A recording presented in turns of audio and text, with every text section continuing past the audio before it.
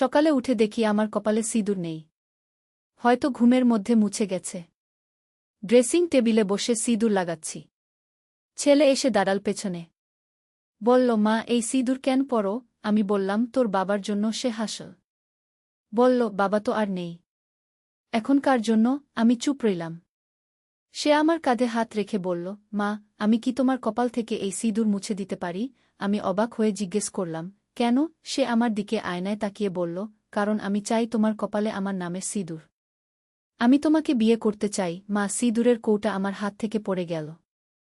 এই গল্পটি সম্পূর্ণ শুনলে আপনাদের পানি অটোমেটিক বের হয়ে যাবে, সো যত দ্রুত সম্ভব হাতের কাছে টিস্যু নিয়ে বসে পড়ো। বিছানার চাদর যেন নষ্ট না হয় সেটা সম্পূর্ণ খেয়াল রাখার অনুরোধ জানিয়ে গল্পটি এখন শুরু করব। তার আগে সর্বশেষ অনুরোধ, দয়া করে এমন পানি বের করার গল্প নিয়মিত শুনতে আমাদের চ্যানেলটি সকলেই সাবস্ক্রাইব করুন। ধন্যবাদ। হ্যালো বন্ধুরা, আমার নাম মিতালি সেন। আমার বয়স ৩৯ বছর। আমার স্বামীর নাম সুদীপ্ত সেন, বয়স ৫২ বছর। আমাদের ২ সন্তান, রিয়ান আর তিয়া। রিয়ান ২১ বছর বয়সী, বিশ্ববিদ্যালয়ে পড়ে। তিয়া ১৪ বছর বয়সী, উচ্চ বিদ্যালয়ে যায়। আজ সকালে ঘটনাটা ঘটল। আমি নিজেকে সামলাতে পারছিলাম না। রিয়ান আমার সামনে দাঁড়িয়ে আছে। তার চোখে এমন একটা ভাব যেটা আমি কোনোদিন দেখিনি। আমি তার মুখের দিকে তাকিয়ে থাকলাম। কি বলবো বুঝতে পারছিলাম না। মা, তুমি কিছু বলছো না কেন? রিয়ান আবার বলল। আমার গলা শুকিয়ে গেছে। রিয়ান, তুই কি বলছিস জানিস? হ্যাঁ মা, আমি জানি আমি কি বলছি। আমি তোমাকে ভালোবাসি। শুধু মা হিসেবে না, একজন নারী হিসেবে। আমার মাথা ঝিমঝিম করছে। এটা কি হচ্ছে? আমি উঠে দাঁড়ালাম। রিয়ান, তুই পাগল হয়ে গেছিস? না মা, আমি একদম ঠিক আছি। বাবা মারা যাওয়ার পর তুমি একা। আমি চাই না তুমি একা থাকো।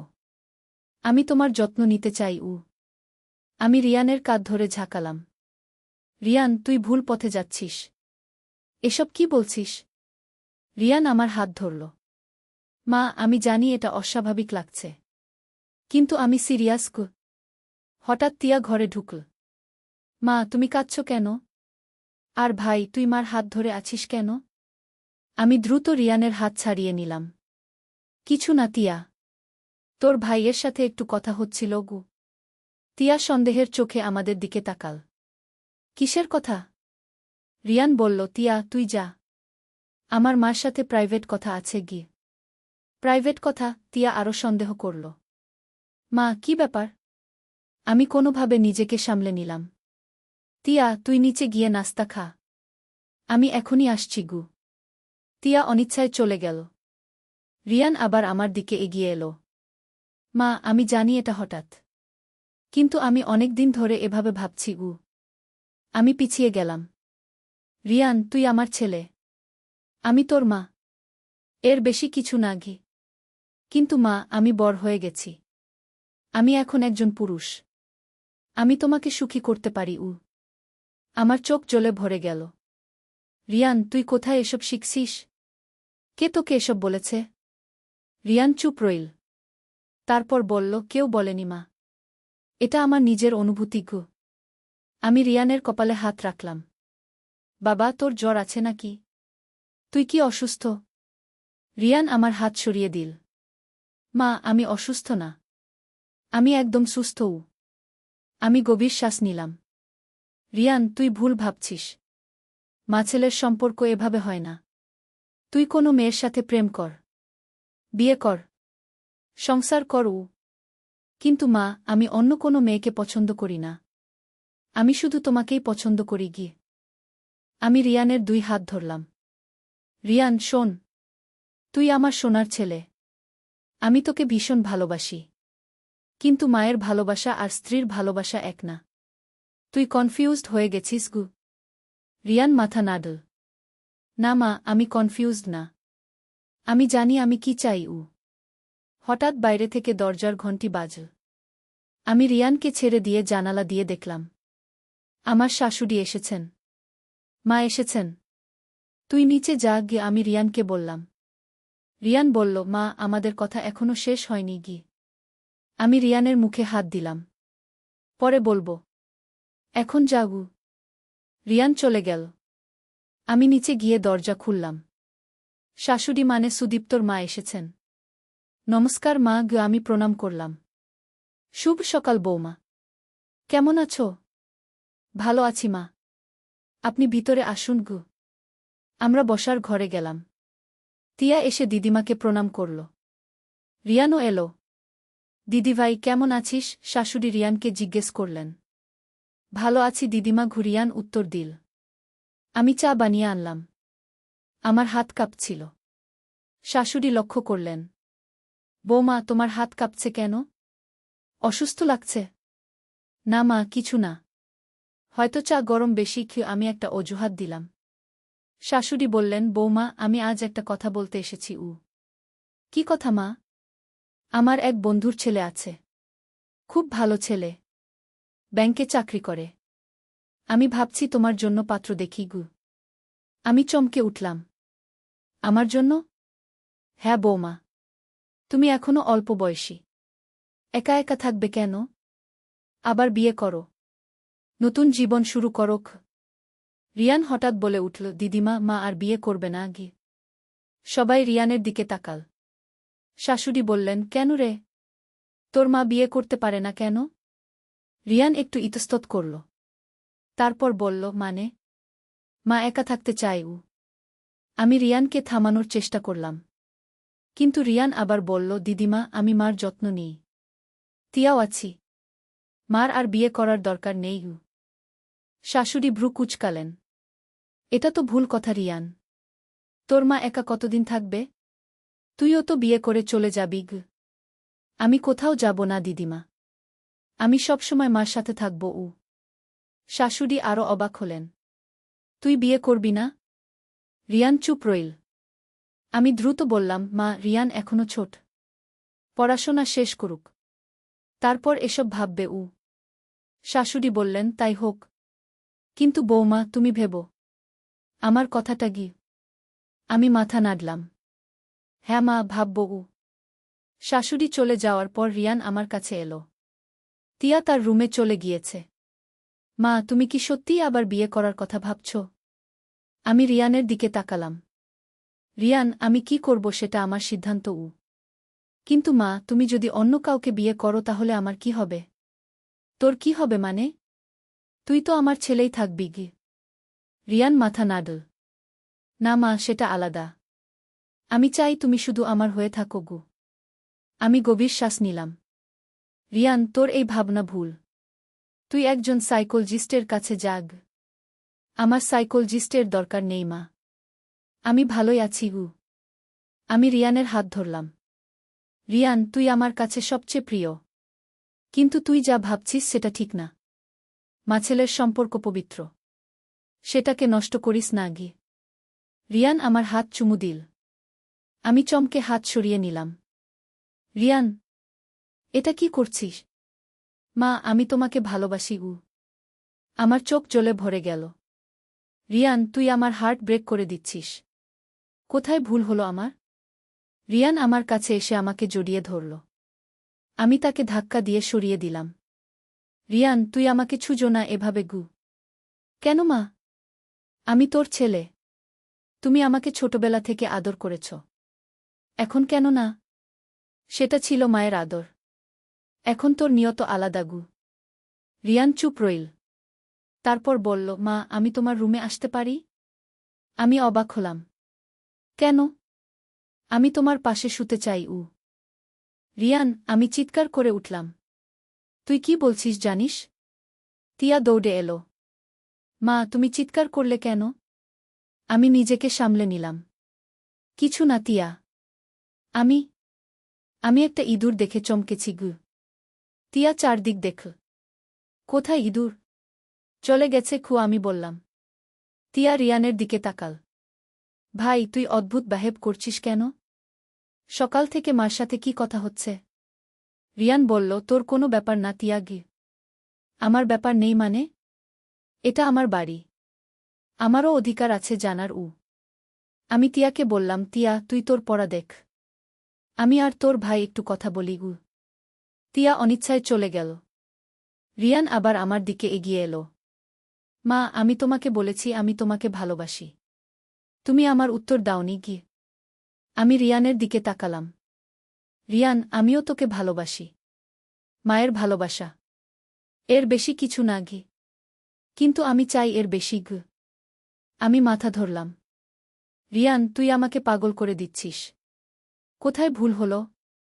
আমি কি তোকে বেশি আদর করেছি? বেশি ভালোবাসা দিয়েছি? রিয়ান বলল, না মা, তুমি ভুল করনি। আমার মনে প্রশ্ন জেগেছে গি। কি প্রশ্ন? রিয়ান গভীর শ্বাস নিল। মা, তুমি রাতে একা শোও। কষ্ট হয় না? আমি লজ্জা পেলাম। রিয়ান, এসব কথা বলিস না গি। কিন্তু মা, এটা তো স্বাভাবিক। তুমি একজন নারী। তোমারও শারীরিক চাহিদা আছে গি। আমি রিয়ানকে থাপ্পড় মারলাম। বদমাস! এসব কথা বলিস কি করে? রিয়ানের গালে হাতের দাগ পড়ল। কিন্তু সে রাগ করল না। মা, আমি ভুল কিছু বলিনি। আমি সত্যি কথা বলেছি। আমার চোখে জল এলো। রিয়ান, তুই কোথায় শিখছিস এসব? ইন্টারনেটে কি দেখিস? রিয়ান চুপ রইল। তারপর বলল, মা, আমি কিছু গল্প পড়েছি। কিরকম গল্প? মাছেলের গল্প। আমি অবাক হলাম। কোথায় পেলি এরকম গল্প? রিয়ান লজ্জা পেল। ইন্টারনেটে ঘু। আমি রিয়ানের কলার ধরলাম। তুই এসব নোংরা জিনিস পড়িস? তোর মাথা খারাপ হয়ে গেছে? রিয়ান আমার হাত সরিয়ে দিল। মা, এগুলো নোংরা না। এগুলো প্রেমের গল্প। প্রেমের গল্প? মাছেলের প্রেম হয় নাকি? রিয়ান বলল, মা, কেন হবে না? ভালোবাসার কোনো বাধা নেই। আমি রিয়ানের দিকে তাকিয়ে রইলাম। রিয়ান, তুই সম্পূর্ণ পথভ্রষ্ট হয়ে গেছিস গু। হঠাৎ দরজার ঘণ্টি বাজল। আমি দেখলাম আমার ছোট বোন রিনা এসেছে। রিনা এসেছে? তুই তোর রুমে যা গিয়ে, আমি রিয়ানকে বললাম। রিয়ান চলে গেল। আমি দরজা খুলে রিনাকে ভিতরে নিয়ে এলাম। দিদি, কেমন আছো? রিনা জিজ্ঞেস করল। ভালো আছি কু, আমি উত্তর দিলাম। রিনা আমার মুখের দিকে তাকাল। দিদি, তোমাকে চিন্তিত লাগছে। কি হয়েছে? আমি কোনো উত্তর দিতে পারলাম না। রিনা আমার পাশে বসল। দিদি, আমাকে বলো। কি সমস্যা? আমি রিনার কাছে সব খুলে বললাম। রিয়ানের কথাগুলো, তার আচরণ সব। রিনা শুনে অবাক হল। দিদি, এটা তো গুরুতর সমস্যা গি। আমি কি করব রিনা? আমি বুঝতে পারছি না গি। রিনা বলল, দিদি, রিয়ানকে একজন সাইকোলজিস্টের কাছে নিয়ে যেতে হবে গু। কিন্তু সে যেতে চায় না গ। তাহলে জোর করে নিয়ে যেতে হবে গু। আমি মাথা নাড়লাম। কিভাবে? সে তো আর ছোট বাচ্চা নেই। রিনা ভাবল একটু। তারপর বলল, দিদি, তুমি রিয়ানকে কিছুদিন আমার কাছে পাঠিয়ে দাও। আমি তাকে বুঝিয়ে বলবো। আমি খুশি হলাম। সত্যি? তুমি পারবে? চেষ্টা করে দেখি। রিনা রিয়ানকে ডেকে নিয়ে এলো। রিয়ান এসে বসল। রিয়ান, কেমন আছিস? রিনা জিজ্ঞেস করল। ভালো আছি খু, রিয়ান উত্তর দিল। রিনা বলল, রিয়ান, তুই কি আমার সাথে কয়েকদিন থাকবি? আমার একটু হেল্প লাগবে গি। রিয়ান সন্দেহের চোখে তাকাল। কিরকম হেল্প? আমার কম্পিউটারের কাজ আছে। তুই তো কম্পিউটারে ভালো গু। রিয়ান আমার দিকে তাকাল। মা, আমি খালার কাছে যাব? আমি বললাম, হ্যাঁ, যা। খালার হেল্প কর। রিয়ান রাজি হল না। না মা, আমি তোমাকে একা রেখে যেতে পারব না গি। রিনা বলল, রিয়ান, শুধু 3 দিনের জন্য। তোর মা একা থাকতে পারবে গি? রিয়ান আবার আমার দিকে তাকাল। মা, তুমি কি আমাকে দূরে পাঠাতে চাও? আমি বুঝতে পারলাম রিয়ান সন্দেহ করছে। না রিয়ান, তুই খালার হেল্প করে আয়। আমি ভালোই থাকব গু। রিয়ান ভাবল কিছুক্ষণ। তারপর বলল, ঠিক আছে। কিন্তু 3 দিনের বেশি না গি। রিনা খুশি হল। ঠিক আছে রিয়ান। আমি আজ সন্ধ্যায় তোকে নিয়ে যাব গু। রিয়ান নিজের রুমে চলে গেল। আমি রিনাকে ধন্যবাদ দিলাম। রিনা চলে যাওয়ার পর আমি একা বসে ভাবতে লাগলাম। রিয়ানের আচরণ দিন দিন খারাপ হচ্ছে। আমি কোথায় ভুল করেছি? সন্ধ্যায় রিনা এসে রিয়ানকে নিয়ে গেল। রিয়ান যাওয়ার সময় আমাকে জড়িয়ে ধরল। আমি অস্বস্তি বোধ করলাম কিন্তু কিছু বলতে পারলাম না। মা, আমি তোমাকে মিস করব, রিয়ান বলল। আমিও তোকে মিস করব, আমি উত্তর দিলাম। রিয়ান চলে যাওয়ার পর বাড়িতে শান্তি নেমে এলো। তিয়া তার পড়াশোনা নিয়ে ব্যস্ত। আমি একটু স্বস্তি পেলাম। রাতে খাওয়ার সময় তিয়া জিজ্ঞেস করল, মা, ভাইজের কি হয়েছে? সে অদ্ভুত বাহেব করছিল। আমি বললাম, তিয়া, তোর ভাই বড় হয়ে যাচ্ছে। বয়সের সাথে সাথে মানুষের আচরণ পরিবর্তন হয় গিয়ে। তিয়া মাথা নাড়ল। কিন্তু মা, আজ সকালে তুমি আর ভাই যে কথা বলছিলে সেটা অদ্ভুত লাগছিল গু। আমি চমকে উঠলাম। কিরকম অদ্ভুত? মানে, ভাই তোমার খুব কাছে দাঁড়িয়েছিল। আর তোমাকে দেখে মনে হচ্ছিল তুমি ভয় পেয়েছ। আমি তিয়াকে আশ্বস্ত করার চেষ্টা করলাম। তিয়া, তুই ভুল বুঝেছিস। আমি ভয় পাইনি গু। তিয়া সন্দেহের চোখে আমার দিকে তাকাল, কিন্তু আর কিছু বলল না। রাতে শোয়ার সময় আমার খুব অস্বস্তি লাগছিল। রিয়ানের কথাগুলো মাথায় ঘুরছিল। সে বলেছিল সে আমার রুমে আসতে চায়, আমার পাশে শুতে চায়। এসব ভেবে আমার গা ঘিন ঘিন করছিল। রিয়ান যে গল্পগুলোর কথা বলেছিল সেগুলো কিরকম গল্প? মাছেলের মধ্যে এরকম সম্পর্কের গল্প? এসব কি জিনিস? আমি ভাবতে লাগলাম, রিয়ান কখন থেকে এভাবে ভাবা শুরু করেছে। তার বাবা অনিন্দ মারা যাওয়ার পর আমি একা হয়ে গেছি। রিয়ান হয়তো ভেবেছে সে আমার যত্ন নেবে, কিন্তু সেটা এভাবে। পরের দিন সকালে উঠে দেখি তিয়া স্কুলে যাওয়ার জন্য তৈরি হচ্ছে। মা, আজ আমি বন্ধুদের সাথে পার্কে যাব। দেরি করে আসব, তিয়া বলল। ঠিক আছে, সাবধানে যাবি। তিয়া চলে যাওয়ার পর আমি একা। ফোনে রিনাকে কল করলাম। রিনা, রিয়ান কেমন আছে? রিনা বলল, দিদি, রিয়ানের সাথে আমি কথা বলেছি। সে খুব জেদি।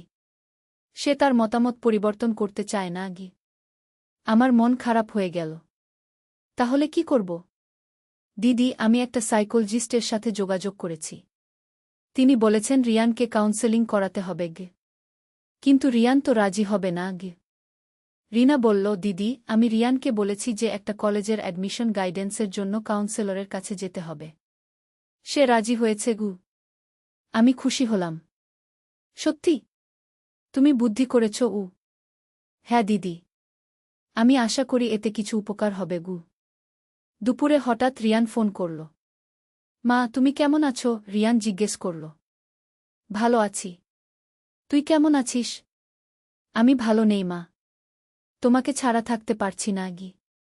আমার বুক ধড়ফড় করতে লাগল। রিয়ান, এরকম বলিস না। তুই খালার কাজ শেষ করে আয়। মা, আমি আজ রাতেই চলে আসতে চাই। না রিয়ান, তুই খালার হেল্প কর। 3 দিন তো একটা কথা দিয়েছিস।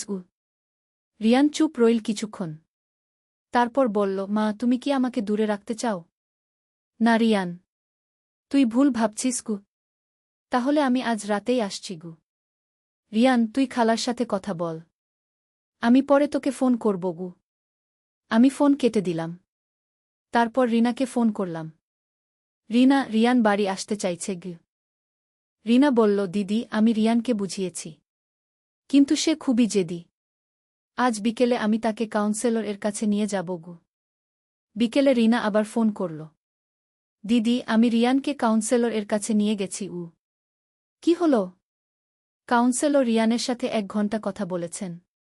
তিনি বলেছেন রিয়ানের মধ্যে একটা জটিল সমস্যা আছে গি। আমার মন আরও খারাপ হয়ে গেল। কিরকম সমস্যা?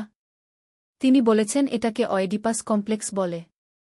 যখন একটা ছেলে তার মায়ের প্রতি রোমান্টিক ফিলিংস ডেভেলপ করে কি।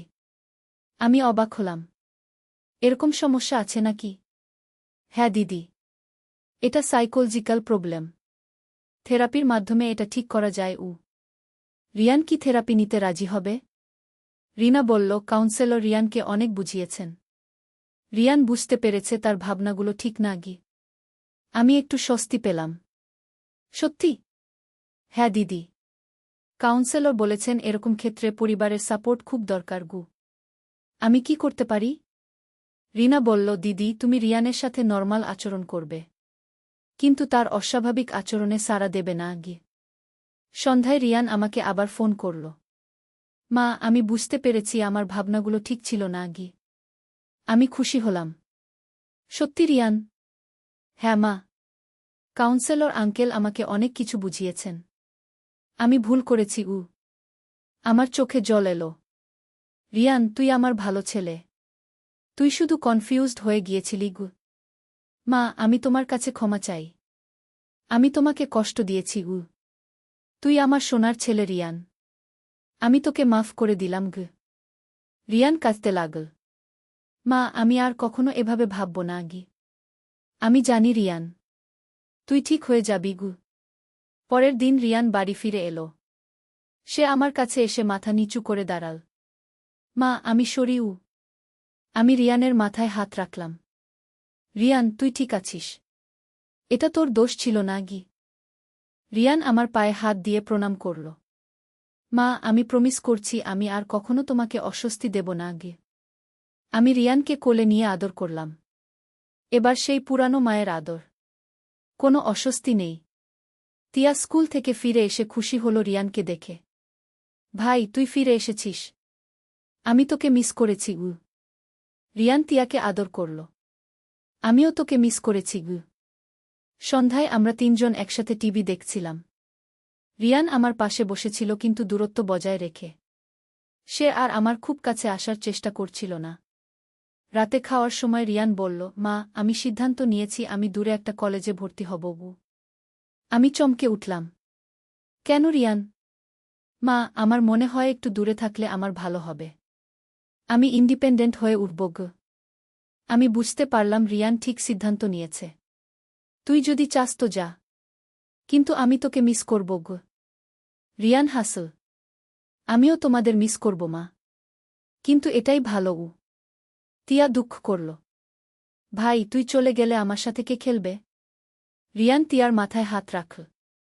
তিয়া, আমি ছুটির দিনে এসে তোর সাথে খেলব।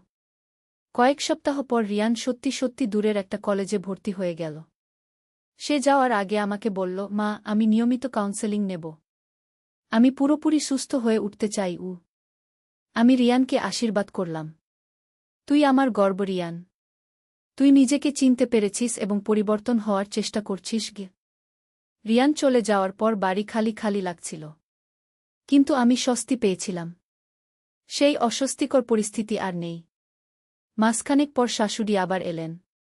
তিনি আবার বিয়ের প্রস্তাব নিয়ে এলেন। বৌমা, আমি আবার সেই ছেলের কথা বলতে এসেছি। তুমি একবার দেখো না। আমি ভাবলাম, রিয়ান এখন দূরে। সে সুস্থ হয়ে উঠছে। হয়তো আমার নতুন জীবন শুরু করা উচিত। মা, আমি রাজি আছি। ছেলেটার সাথে দেখা করতে পারি। শাশুড়ি খুব খুশি হলেন। সত্যি বৌমা?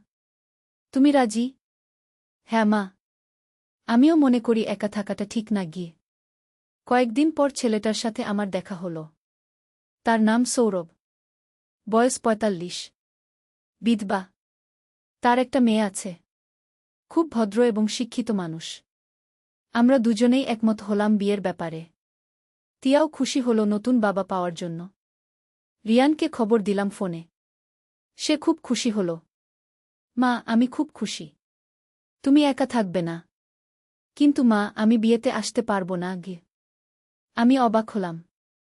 কেন রিয়ান? মা, আমি এখনো পুরোপুরি সুস্থ হইনি। আমার মনে হয় আমার না আসাই ভালো। কিন্তু আমি তোমাকে ফোনে আশীর্বাদ করব। আমি বুঝতে পারলাম রিয়ান ঠিক কথাই বলেছে। ঠিক আছে রিয়ান, তুই সুস্থ হওয়াটাই আমার কাছে বেশি গুরুত্বপূর্ণ। ৩ মাস পর আমার আর সৌরভের বিয়ে হল। খুব সাদামাটা অনুষ্ঠান। শুধু আত্মীয়-স্বজন এবং বন্ধুরা এসেছিলেন। বিয়ের দিন রিয়ান ফোন করে আমাকে আশীর্বাদ করল। মা, তুমি খুব সুন্দর লাগছ। সৌরভ কাকা খুব ভালো মানুষ। তুমি সুখী থাকবে। আমার চোখে জল এলো। রিয়ান, তুই আমার সবচেয়ে ভালো ছেলে। মা, আমি তোমায় কখনো কষ্ট দেব না। আমি একটা ভালো মানুষ হয়ে উঠব। বিয়ের পর নতুন জীবন শুরু হল। সৌরভ খুব ভালো মানুষ। তার মেয়ে পূর্ণিমাও তিয়ার সাথে ভালো মিশে। আমরা নতুন বাড়িতে উঠলাম। তিয়া নতুন স্কুলে ভর্তি হল। সবকিছু ঠিকঠাক চলতে লাগল। রিয়ান মাসে একবার ফোন করে। সে পড়াশোনায় ভালো করছে। নিয়মিত থেরাপি নিচ্ছে। ধীরে ধীরে সুস্থ হয়ে উঠছে। ১ বছর পর রিয়ান ছুটিতে বাড়ি এলো। কিন্তু আমার নতুন বাড়িতে না, সে গেল রিনার কাছে। রিনা আমাকে ফোন করল। দিদি, রিয়ান অনেক চেঞ্জ হয়েছে। সে এখন নরমাল। আমি খুশি হলাম। সত্যি? হ্যাঁ দিদি। সে এখন একটা মেয়ের সাথে ফ্রেন্ডশিপ করেছে। তার নাম অনন্যা। আমার মন ভালো হয়ে গেল। অনন্যা কেমন মেয়ে? খুব ভালো মেয়ে দিদি। একই কলেজে পড়ে। রিয়ান বলছে সে অনন্যাকে বিয়ে করতে চায়। আমি কেঁদে ফেললাম খুশিতে। রিয়ান তাহলে সম্পূর্ণ সুস্থ হয়ে গেছে? হ্যাঁ দিদি। সে এখন একটা স্বাভাবিক যুবক। তার মধ্যে সেই পুরানো সমস্যা আর নেই। কয়েকদিন পর রিয়ান আমাকে ফোন করল। মা, আমি তোমার সাথে দেখা করতে চাই। আমি চমকে উঠলাম। রিয়ান, তুই কি প্রস্তুত? হ্যাঁ মা। আমি সম্পূর্ণ সুস্থ। আমি তোমাকে অনন্যার সাথে পরিচয় করিয়ে দিতে চাই। আমি খুব খুশি হলাম। অবশ্যই রিয়ান। তুই আর। পরের দিন রিয়ান অনন্যাকে নিয়ে এলো। অনন্যা খুব সুন্দর এবং ভদ্র মেয়ে। সে আমাকে মা বলে ডাকল। রিয়ান আমার কাছে এসে প্রণাম করল। তার চোখে সেই পুরানো অস্বাভাবিক ভাব আর নেই। সে এখন একটা নরমাল ছেলে। মা, আমি অনন্যাকে বিয়ে করতে চাই। তুমি আমাদের আশীর্বাদ করবে? আমি রিয়ান আর অনন্যা দুজনকে আশীর্বাদ করলাম। তোরা খুব সুখী হবি। সৌরভ রিয়ানকে পছন্দ করল। তিয়া তার বড় ভাইকে দেখে খুব খুশি হল। ভাই, তুই একদম চেঞ্জ হয়ে গেছিস। এখন তোকে ভালো লাগছে, তিয়া বলল। রিয়ান হাসল। তিয়া, আমি ভুল পথে গিয়েছিলাম। এখন আমি ঠিক পথে ফিরে এসেছি। 6 মাস পর রিয়ান আর অনন্যার বিয়ে হল। আমি খুব খুশি ছিলাম। রিয়ান সম্পূর্ণ সুস্থ হয়ে একটা সুন্দর জীবন শুরু করেছে। বিয়ের দিন রিয়ান আমার কাছে এসে বলল, মা, আমি তোমার কাছে মাফ চাই। আমি তোমাকে কষ্ট দিয়েছি। আমি রিয়ানের মাথায় হাত রেখে বললাম, রিয়ান, তুই আমার গর্ব। তুই নিজেকে সামলে নিয়েছিস। এটাই আমার কাছে সবচেয়ে বড় পুরস্কার। রিয়ান কেঁদে ফেল। মা, আমি তোমাকে সবসময় মা হিসেবেই ভালোবাসব। আর কখনো ভুল করব না। আমি রিয়ানকে আলিঙ্গন করলাম। এবার সেই স্বাভাবিক মাছেলের আলিঙ্গন। এভাবে আমার পরিবারের একটা কঠিন সময় কেটে গেল। রিয়ান সুস্থ হয়ে গেল। আমি নতুন জীবন পেলাম। তিয়াও খুশি। আজ 2 বছর পর রিয়ান আর অনন্যার একটা ছেলে হয়েছে। আমি দাদিমা হয়েছি। রিয়ান একটা ভালো বাবা এবং স্বামী। সেই দিনের কথা ভেবে আমার এখনও ভয় লাগে। যদি রিনা সাহায্য না করত, যদি কাউন্সেলিং না হতো, তাহলে কি হতো? কিন্তু শেষ পর্যন্ত সব ঠিক হয়ে গেছে। রিয়ান বুঝতে পেরেছিল তার ভুল। সে নিজেকে ঠিক করেছে। আমি বুঝলাম যে কখনো কখনো পরিবারে কঠিন সময় আসে। কিন্তু ভালোবাসা আর ধৈর্য দিয়ে সব সমস্যার সমাধান হয়। আজ আমি সৌরভের সাথে সুখী। তিয়া বড় হয়ে একটা ভালো মেয়ে হয়েছে। রিয়ান সুস্থ এবং সুখী। আর আমার একটা নাতি আছে। এই মা, আমি তোমার রান্না ছাড়া বাঁচতে পারি না। এই কথা বলেই ছেলে আমাকে এমন একটা প্রস্তাব দিল যা শুনে আমি হতভম্ব হয়ে গেলাম। আজ সকালে রান্নাঘরে দাঁড়িয়ে ভাত রান্না করছিলাম। ছেলে পেছন থেকে এসে আমার কোমরে হাত দিয়ে বলল, মা, তুমি এত সুন্দর করে রান্না করো। আমি হেসে বললাম, তোর জন্যই তো। সে আমার কানের কাছে মুখ নিয়ে এসে ফিসফিস করে বলল, মা, আমি চাই সারা জীবন তোমার রান্না খেতে। চুলা থেকে ভাতের পাত্র নামিয়ে রাখলাম। সে আমার হাত ধরে বলল, কিন্তু শুধু ছেলে হিসেবে নয়, স্বামী হিসেবে। আমি চমকে উঠলাম। সে আমার চোখের দিকে তাকিয়ে বলল, মা, আমি জানি এটা অস্বাভাবিক লাগছে, কিন্তু আমি তোমাকে ভালোবাসি। রান্নাঘরের আলো তার মুখ উজ্জ্বল দেখাচ্ছিল। সে বলল, আমি চাই তুমি আমার স্ত্রী হও। আমরা এই বাড়ি ছেড়ে অন্য শহরে চলে যাব। আমার হাত থেকে চামচ পড়ে গেল। সে আমাকে জড়িয়ে ধরে বলল, মা, তুমি যদি রাজি হও, আমি তোমাকে সারা জীবন রানীর মতো রাখব। ভাতের গন্ধ রান্নাঘরে ছড়িয়েছিল, কিন্তু আমি শুধু তার কথাগুলো শুনছিলাম, যা আমার মনের গভীরে গেঁথে যাচ্ছিল। এই গল্পটি সম্পূর্ণ শুনলে আপনাদের পানি অটোমেটিক বের হয়ে যাবে, যত দ্রুত সম্ভব হাতের কাছে টিস্যু নিয়ে বসে পড়ো। বিছানার চাদর যেন নষ্ট না হয় সেটা সম্পূর্ণ খেয়াল রাখার অনুরোধ জানিয়ে গল্পটি এখন শুরু করব। তার আগে সর্বশেষ অনুরোধ, দয়া করে এমন পানি বের করার গল্প নিয়মিত শুনতে আমাদের চ্যানেলটি সকলেই সাবস্ক্রাইব করুন। ধন্যবাদ। হ্যালো বন্ধুরা, আমার নাম নীলুফার খান। আমার বয়স 39 বছর। আমার স্বামীর নাম রেজাউল খান, বয়স 50 বছর। আমাদের 3 সন্তান, রাফি, তানিয়া আর সাকিব। রাফির বয়স 21 বছর, ইউনিভার্সিটিতে পড়ে। তানিয়া 16 বছর বয়সী, কলেজে যায়। সাকিব 14 বছর বয়সী, স্কুলে পড়ে। কিন্তু যে ঘটনার কথা বলতে যাচ্ছি সেটা আমার জীবনের সবচেয়ে অদ্ভুত ও রহস্যময় অভিজ্ঞতা। সেদিন সকালে রাফি আমার কাছে এসে বলল তার একটা গোপন প্রস্তাব আছে। আমি ভাবলাম হয়তো কোনো মেয়ের সাথে প্রেমের ব্যাপার নিয়ে পরামর্শ চাইবে। কিন্তু যা ঘটল তা আমার কল্পনারও বাইরে। রাফি আমার হাত ধরে বসিয়ে দিল সোফায়। তার চোখে একটা অদ্ভুত ঔজ্জ্বল্য। সে বলল, মা, আমি জানি এটা শুনতে অস্বাভাবিক লাগবে, কিন্তু আমি চাই আমরা একসাথে একটা নতুন জীবন শুরু করি। আমি বুঝতে পারছিলাম না সে কি বলতে চাইছে। তারপর সে যা বলল সেটা শুনে আমার মাথা ঘুরে গেল। মা, আমি চাই তুমি আমার জীবনসঙ্গিনী হও। আমরা দূরে কোথাও চলে যাব।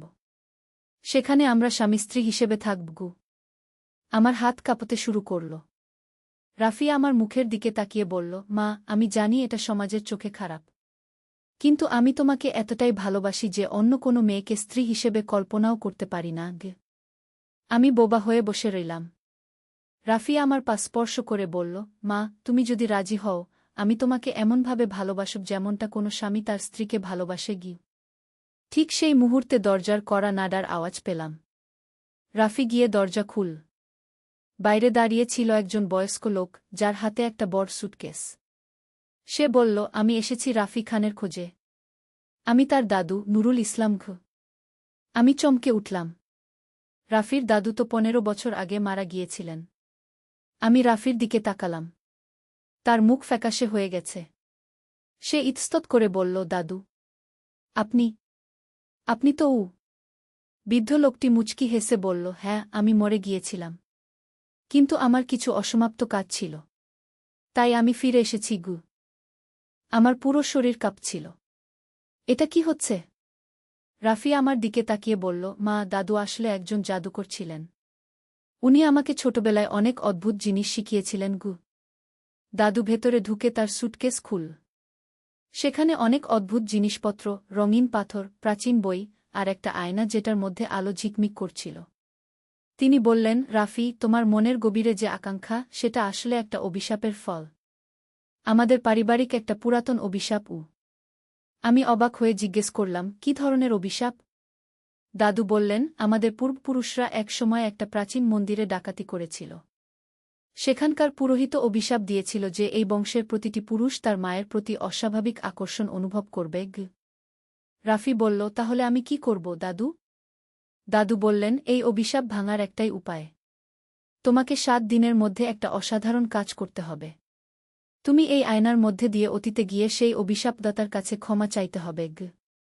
আমি জিজ্ঞেস করলাম, কিন্তু এটা কি করে সম্ভব? দাদু হাসলেন। নীলুফার বেটি, এই পৃথিবীতে অসম্ভব বলে কিছু নেই। জাদুর জগতে সবকিছুই সম্ভব। তারপর তিনি আয়নাটা রাফির হাতে দিয়ে বললেন, এই আয়নায় তাকালে তুমি অতীত দেখতে পাবে। যে মুহূর্তে সেই মন্দিরের দৃশ্য দেখবে, সেই মুহূর্তেই এর মধ্যে ঢুকে যাবে। রাফি কাপা কাপা হাতে আয়নাটা নীল। সে যেই আয়নায় তাকাল, অমনি আয়নার মধ্যে একটা ঝলকানি দেখা গেল। তারপর হঠাৎ করেই রাফি অদৃশ্য হয়ে গেল। আমি চিৎকার করে উঠলাম। দাদু আমাকে শান্ত হতে বললেন। চিন্তা করো না বেটি। সে নিরাপদে ফিরে আসবে। তিনি আমাকে বসিয়ে বললেন, এই 7 দিন তুমি আমার সাথে থাকো। আমি তোমাকে আমাদের পারিবারিক ইতিহাস বলব। প্রথম দিন দাদু আমাকে বললেন আমাদের পূর্বপুরুষদের কথা। আমাদের পূর্বপুরুষ জমিদার জাফর আলী খান ছিলেন বিখ্যাত ধনী। কিন্তু তিনি ছিলেন অত্যন্ত লোভী। একদিন তিনি শুনলেন যে একটা প্রাচীন মন্দিরে অনেক স্বর্ণমুদ্রা লুকানো আছে। দ্বিতীয় দিন দাদু বললেন, জাফর আলী তার সৈন্যদের নিয়ে সেই মন্দির আক্রমণ করেছিল। কিন্তু মন্দিরের পুরোহিত ছিল একজন শক্তিশালী তান্ত্রিক। তৃতীয় দিন দাদু বর্ণনা করলেন সেই ভয়ঙ্কর রাতের কথা। পুরোহিত অভিশাপ দিয়ে বলেছিল, তোমার বংশের প্রতিটি পুরুষ তার মায়ের প্রতি কামনা অনুভব করবে। এই অভিশাপ ততদিন থাকবে যতদিন না কেউ আমার কাছে এসে ক্ষমা চায়। চতুর্থ দিন দাদু আমাকে দেখালেন আমাদের পারিবারিক বংশতালিকা। তিনি বললেন, এই অভিশাপের কারণে আমাদের পরিবারে কত ছেলে তাদের পরিবার ছেড়ে পালিয়েছে। কেউ পাগল হয়েছে, কেউ আত্মহত্যা করেছে। পঞ্চম দিন দাদু আমাকে বিভিন্ন মন্ত্র আর তাবিজের কথা বললেন। আমি যৌবনে অনেক চেষ্টা করেছি এই অভিশাপ ভাঙতে, কিন্তু পারিনি। তাই আমি মারা যাওয়ার আগে এই আয়নায় আমার আত্মা বেঁধে রেখেছি। ষষ্ঠ দিন দাদু বললেন, আগামীকাল রাফি ফিরে আসবে। তখন দেখা যাবে সে সফল হয়েছে কিনা। সপ্তম দিন সকালে হঠাৎ ঘরের মধ্যে একটা উজ্জ্বল আলো ছড়িয়ে পড়ল। সেই আলোর মধ্যে থেকে রাফি বের হয়ে এল। তার মুখে একটা অদ্ভুত শান্তির ছাপ। রাফি আমার দিকে তাকিয়ে বলল, মা, আমি সফল হয়েছি। আমি সেই পুরোহিতের কাছে ক্ষমা চেয়েছি। তিনি আমাদের অভিশাপ মুক্ত করে দিয়েছেন। দাদু খুশি হয়ে বললেন, চমৎকার। এবার আমি নিশ্চিন্তে মৃত্যুলোকে ফিরে যেতে পারি।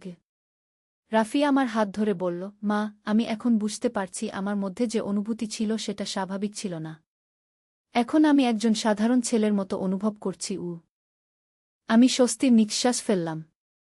দাদু বললেন, এবার রাফি স্বাভাবিক জীবন কাটাতে পারবে। সে যাকে ইচ্ছা বিয়ে করতে পারবে। তারপর দাদু ধীরে ধীরে ঝাপসা হতে শুরু করলেন। তিনি বললেন, আমার কাজ শেষ। এবার আমি শান্তিতে চলে যেতে পারি। এভাবেই আমাদের পারিবারিক এই রহস্যময় অভিশাপের অবসান ঘটল। রাফি এখন একজন স্বাভাবিক যুবক। সে একটা মেয়ের সাথে প্রেম করছে। তাদের বিয়ে হবে আগামী বছর। আর আমি এই অভূতপূর্ব অভিজ্ঞতার পর বুঝতে পেরেছি যে এই পৃথিবীতে অনেক রহস্য রয়েছে যেগুলো আমরা জানি না। কিন্তু ভালোবাসা আর সাহসের মাধ্যমে সব বাধা অতিক্রম করা যায়। এই ঘটনার পর আমাদের পরিবারে শান্তি ফিরে এসেছে। রেজাউল, আমার স্বামী, এই পুরো ঘটনা জানার পর বুঝতে পেরেছেন কেন আমাদের পরিবারে আগে এত অস্বস্তি ছিল। তানিয়া আর সাকিবও এখন অনেক খুশি। তারা বলে যে এই বাড়িতে এখন অন্যরকম একটা ভালো অনুভূতি। রাফি এখন তার প্রেমিকা সুমাইয়ার সাথে বিয়ের প্রস্তুতি নিচ্ছে। সুমাইয়া একটা চমৎকার মেয়ে। তার সাথে রাফির সম্পর্ক একদম স্বাভাবিক ও সুস্থ। মাঝে মাঝে আমি ভাবি, যদি দাদু না এসে থাকতেন তাহলে কি হতো? হয়তো আমাদের পরিবার ভেঙে যেত। হয়তো রাফি পাগল হয়ে যেত। কিন্তু এখন সব ঠিক আছে। আমি আবার স্বাভাবিক একজন মা। রাফি আমার ভালো ছেলে। আমরা আবার একটা সুখী পরিবার। কখনো কখনো রাতের বেলা আমি সেই আয়নার কথা ভাবি যেটার মাধ্যমে রাফি অতীতে গিয়েছিল। দাদু চলে যাওয়ার সময় সেই আয়নাটাও নিয়ে গিয়েছিলেন। তিনি বলেছিলেন, এই আয়না আর কারো কাজে লাগবে না। আমি এটাকে অন্য জগতে নিয়ে যাচ্ছি। এই পুরো ঘটনাটা আমার কাছে এখনও একটা স্বপ্নের মতো লাগে। কিন্তু এটা সত্যি ঘটেছিল। আমাদের পরিবার এই অভিশাপ থেকে মুক্তি পেয়েছে। এখন যখন রাফি আমাকে কি মা বলে ডাকে, তখন সেটা একদম স্বাভাবিক শোনায়। আর কোনো অদ্ভুত অনুভূতি নেই। আমি এই গল্পটা বলার কারণ হচ্ছে, পৃথিবীতে এমন অনেক রহস্য আছে যেগুলো আমরা বুঝি না। কিন্তু সাহস আর ধৈর্যের সাথে মোকাবিলা করলে সব সমস্যার সমাধান হয়। আমাদের এই অভিজ্ঞতা আমাকে শিখিয়েছে যে পারিবারিক বন্ধন কতটা গুরুত্বপূর্ণ। যতই বিপদ আসুক, পরিবারের সবাই একসাথে থাকলে সব অতিক্রম করা যায়। রাফি এখন বিশ্ববিদ্যালয়ে পড়াশোনা শেষ করে চাকরি খোঁজার চেষ্টা করছে। সে একটা ভালো চাকরি পেয়ে গেলে সুমাইয়ার সাথে বিয়ে করবে। তানিয়া এখন উচ্চমাধ্যমিকের ছাত্রী। সে ডাক্তার হতে চায়। তার পড়াশোনা খুব ভালো যাচ্ছে। সাকিব এখন নবম শ্রেণীতে পড়ে। সে খুব মেধাবী ছেলে। তার ইচ্ছা ইঞ্জিনিয়ার হওয়ার। আমাদের এই ছোট্ট পরিবারে এখন অনেক স্বপ্ন, অনেক আশা। সেই অন্ধকার দিনগুলো এখন আর নেই। মাঝে মাঝে আমি রান্নাঘরে দাঁড়িয়ে সেই দিনের কথা মনে করি যেদিন রাফি আমাকে সেই অদ্ভুত প্রস্তাব দিয়েছিল। আজ সেই রান্নাঘরেই আমি রাফির আর সুমাইয়ার জন্য বিয়ের পিঠা বানানোর পরিকল্পনা করি। জীবনটা সত্যিই অদ্ভুত। একদিন যা মনে হয়েছিল সবচেয়ে বড় সমস্যা, সেটাই পরিণত হয়েছে আমাদের পরিবারের সবচেয়ে বড় মুক্তির কারণে। এই গল্প থেকে আমার একটাই উপদেশ, যতই কঠিন সমস্যা আসুক, হাল ছাড়া যাবে না। আর পরিবারের কেউ কোনো অদ্ভুত আচরণ করলে তাকে দোষারোপ না করে তার পেছনের কারণ খুঁজে বের করতে হবে। রাফির বিয়েতে আমি যে শাড়ি পরব সেটা ইতিমধ্যে কিনে রেখেছি। লাল রঙের একটা সুন্দর বেনারসি শাড়ি। কিন্তু আমাদের এই শান্তির জীবনে আবার একটা নতুন রহস্য শুরু হল। বিয়ের ৩ মাস আগে একদিন সকালে আমি দেখি রাফি তার রুমে একা একা কার সাথে যেন কথা বলছে। আমি কান পেতে শোনার চেষ্টা করলাম। রাফি বলছিল, হ্যাঁ, আমি বুঝতে পারছি। কিন্তু এটা কি করে সম্ভব? তারপর সে চুপ হয়ে যায় যেন কেউ তার সাথে কথা বলছে। কিন্তু আমি তো কারো আওয়াজ শুনতে পাচ্ছি না। আমি দরজায় করাঘাত করলাম। রাফি দরজা খুলে দিল। আমি জিজ্ঞেস করলাম, কার সাথে কথা বলছিলি? রাফি একটু ইতস্তত করে বলল, মা আমি আসলে গি। তারপর সে বলল, মা তুমি বিশ্বাস করবে না, কিন্তু দাদু আবার আমার সাথে কথা বলেন গু। আমি চমকে উঠলাম। কি বলছিস? দাদু তো চলে গেছেন গু। রাফি বলল, হ্যাঁ, কিন্তু তিনি আমাকে বলেছেন যে আরেকটা গুরুত্বপূর্ণ কাজ বাকি আছে। আমাদের পরিবারে আরও একটা গোপন রহস্য আছে গি। আমি বসে পড়লাম। কি রহস্য? রাফি বলল, দাদু বলেছেন যে আমাদের বাড়ির নিচে একটা গোপন ভূগর্ভস্থ কক্ষ আছে। সেখানে আমাদের পূর্বপুরুষদের অনেক গুপ্তধন লুকানো আছে গি। এ কি শুনছি? আমি বললাম, কিন্তু এতদিন তো কিছু জানতাম না গি। রাফি বলল, দাদু বলেছেন যে এই গুপ্তধন খুঁজে বের করা খুবই জরুরি। কারণ এই টাকা দিয়ে আমাদের পরিবারের অনেক মানুষের উপকার করতে পারব গু। আমি রেজাউলকে এই কথা বললাম। প্রথমে সে বিশ্বাস করল না। কিন্তু যখন রাফি তাকে বিস্তারিত বলল, তখন সেও অবাক হয়ে গেল। রেজাউল বলল, যদি সত্যিই কোনো গুপ্তধন থাকে তাহলে খোঁজ করে দেখতে দোষ কি? আমরা ঠিক করলাম যে পরদিন রাতের বেলা খোঁজ করব। রাফি বল, দাদু তাকে বলেছেন যে বাড়ির উঠানের ঠিক মাঝখানে একটা পুরাতন নলকূপ আছে। সেখান থেকে পশ্চিম দিকে ২০ হাত গেলে মাটির নিচে একটা পাথর পাওয়া যাবে। পরদিন রাতে আমরা সবাই মিলে খোঁজ শুরু করলাম। তানিয়া আর সাকিবও এসে যোগ দিল। আমরা কোদাল দিয়ে মাটি খুঁড়তে শুরু করলাম। প্রায় ২ ঘণ্টা খোঁড়ার পর সত্যিই একটা বড় পাথর পেলাম। পাথরটা সরানোর পর দেখি একটা গর্ত। গর্তের মধ্যে একটা সিঁড়ি নিচের দিকে চলে গেছে। রেজাউল টর্চলাইট নিয়ে প্রথমে নামল। তারপর আমি, রাফি, তানিয়া আর সাকিব নামলাম। সিঁড়ি দিয়ে নামতে নামতে দেখি একটা বড় ঘর। ঘরের মধ্যে অনেক পুরাতন আসবাব, বই আর একদম কোনায় একটা বট কাঠের বাক্স। বাক্সটা খুলে দেখি সত্যিই অনেক স্বর্ণের মুদ্রা, হীরা, মূল্যবান পাথর। তানিয়া চিৎকার করে বলল, আব্বু, আমরা ধনী হয়ে গেছি। কিন্তু রাফি হঠাৎ বলল, দাদাও। দাদু বলেছেন এই ধন নিয়ে আমাদের সাবধান থাকতে হবে গু। আমি জিজ্ঞেস করলাম, কেন? রাফি বলল, এই ধনের উপরেও একটা শর্ত আছে।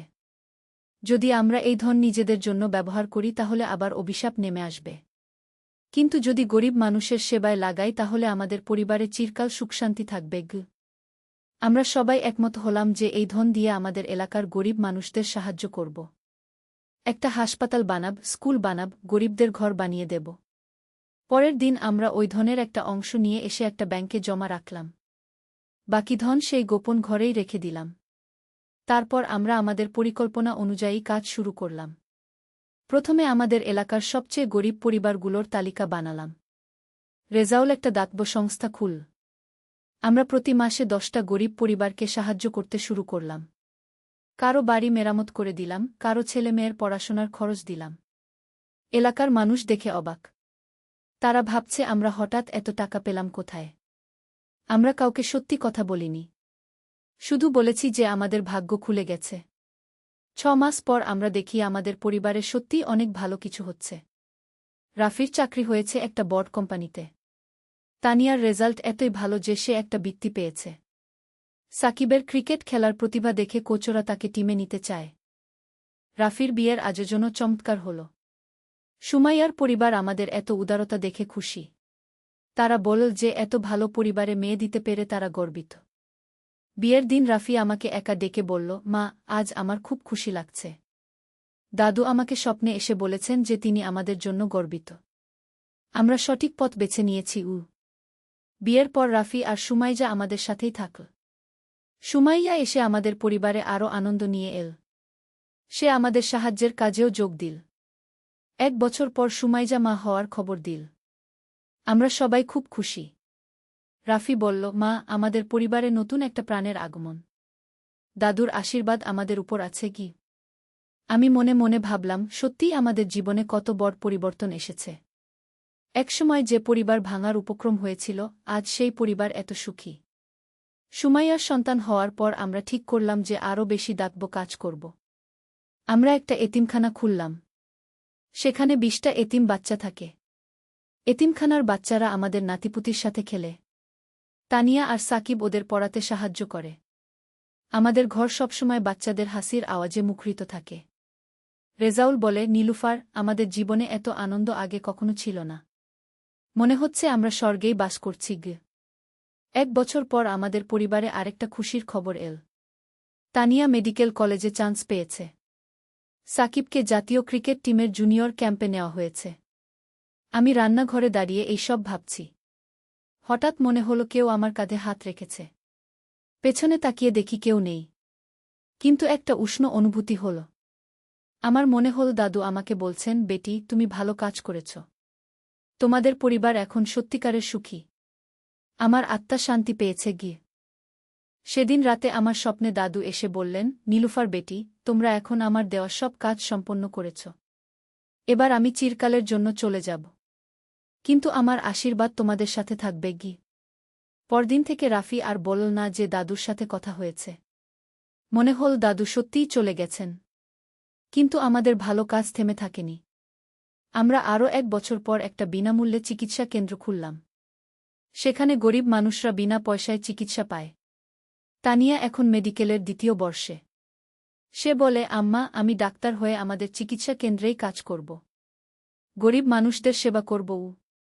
সাকিব এখন জাতীয় টিমের সদস্য। সে তার সব পুরস্কারের টাকা আমাদের দাতব্য কাজে দিয়ে দেয়। বলে, আম্মা, এই সব টাকা আসলে আমাদের না। এই টাকা গরিব মানুষদের গু। রাফি আর সুমাইয়ার ছেলে রায়হান এখন 2 বছর বয়স। সে খুব দুষ্টু আর মায়াবী। তার হাসি দেখলেই মন ভালো হয়ে যায়। রায়হান যখন হাঁটতে শিখেছে তখন সে সবার আগে এতিমখানার বাচ্চাদের কাছে দৌড়ে যায়। মনে হয় সে বুঝতে পারে যে ওরা তার ভাইবোনের মতো। আজ আমাদের এই দাতব্য কাজের 3 বছর পূর্ণ হল। আমরা এই 3 বছরে 5,000 গরিব পরিবারকে সাহায্য করেছি। 2টা স্কুল বানিয়েছি, একটা হাসপাতাল, একটা এতিমখানা। রেজাউল বলে, নীলুফার, আমার জীবনে এর চেয়ে বেশি সন্তুষ্টি আর কিছুতে পাইনি। আমাদের পরিবার এখন শুধু আমাদের নয়, পুরো এলাকার মানুষ আমাদের অনেক সম্মান করে। তারা বলে আমরা এলাকার দেবদূত। আমি জানি আমরা দেবদূত নই, আমরা শুধু সৌভাগ্যবান যে আমাদের সাহায্য করার মতো সামর্থ্য আছে। গত মাসে আমাদের এলাকায় বন্যা হয়েছিল। আমরা সবার আগে ত্রাণ কাজে এগিয়ে গেলাম। আমাদের পুরো পরিবার, এমনকি 2 বছরের রায়হানও আমাদের সাথে ছিল ত্রাণ বিতরণের সময়। একজন বয়স্ক মানুষ আমার হাত ধরে বলল, বেটি, তোমাদের মতো মানুষ থাকলে পৃথিবীতে স্বর্গ নেমে আসে গি।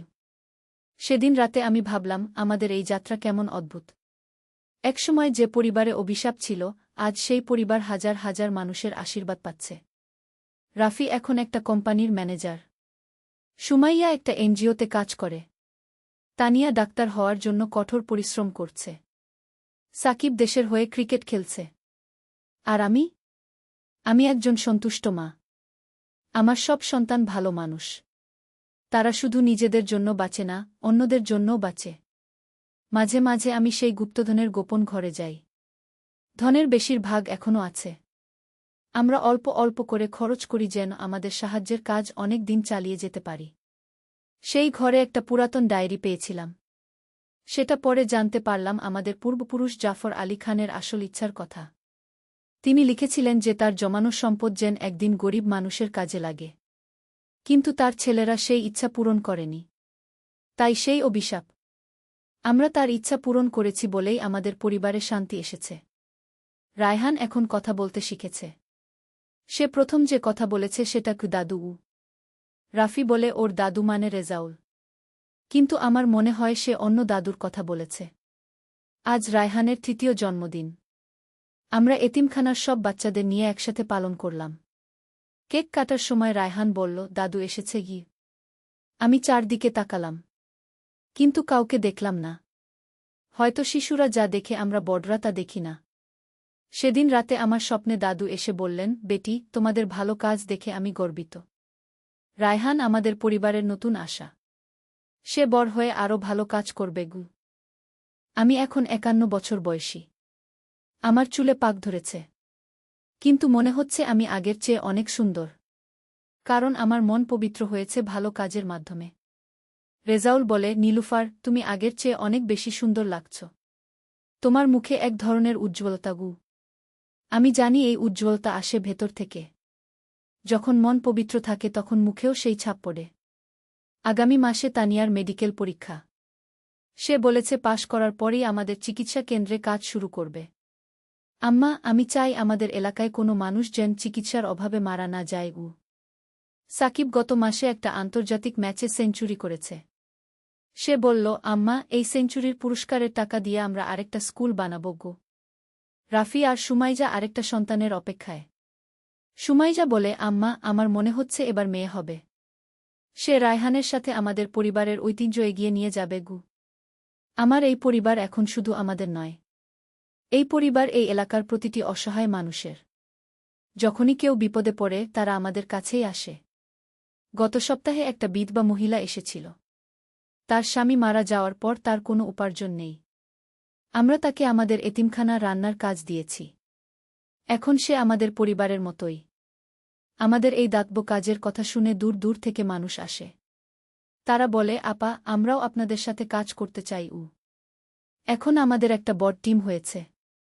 50 জন স্বেচ্ছাসেবক আমাদের সাথে কাজ করে। তারাও নিজেদের সামর্থ্য অনুযায়ী সাহায্য করে। প্রতি শুক্রবার আমরা সবাই মিলে একসাথে বৈঠক করি। পরের সপ্তাহের কাজের পরিকল্পনা করি। দেখি কোনো পরিবারের কী সাহায্যের প্রয়োজন।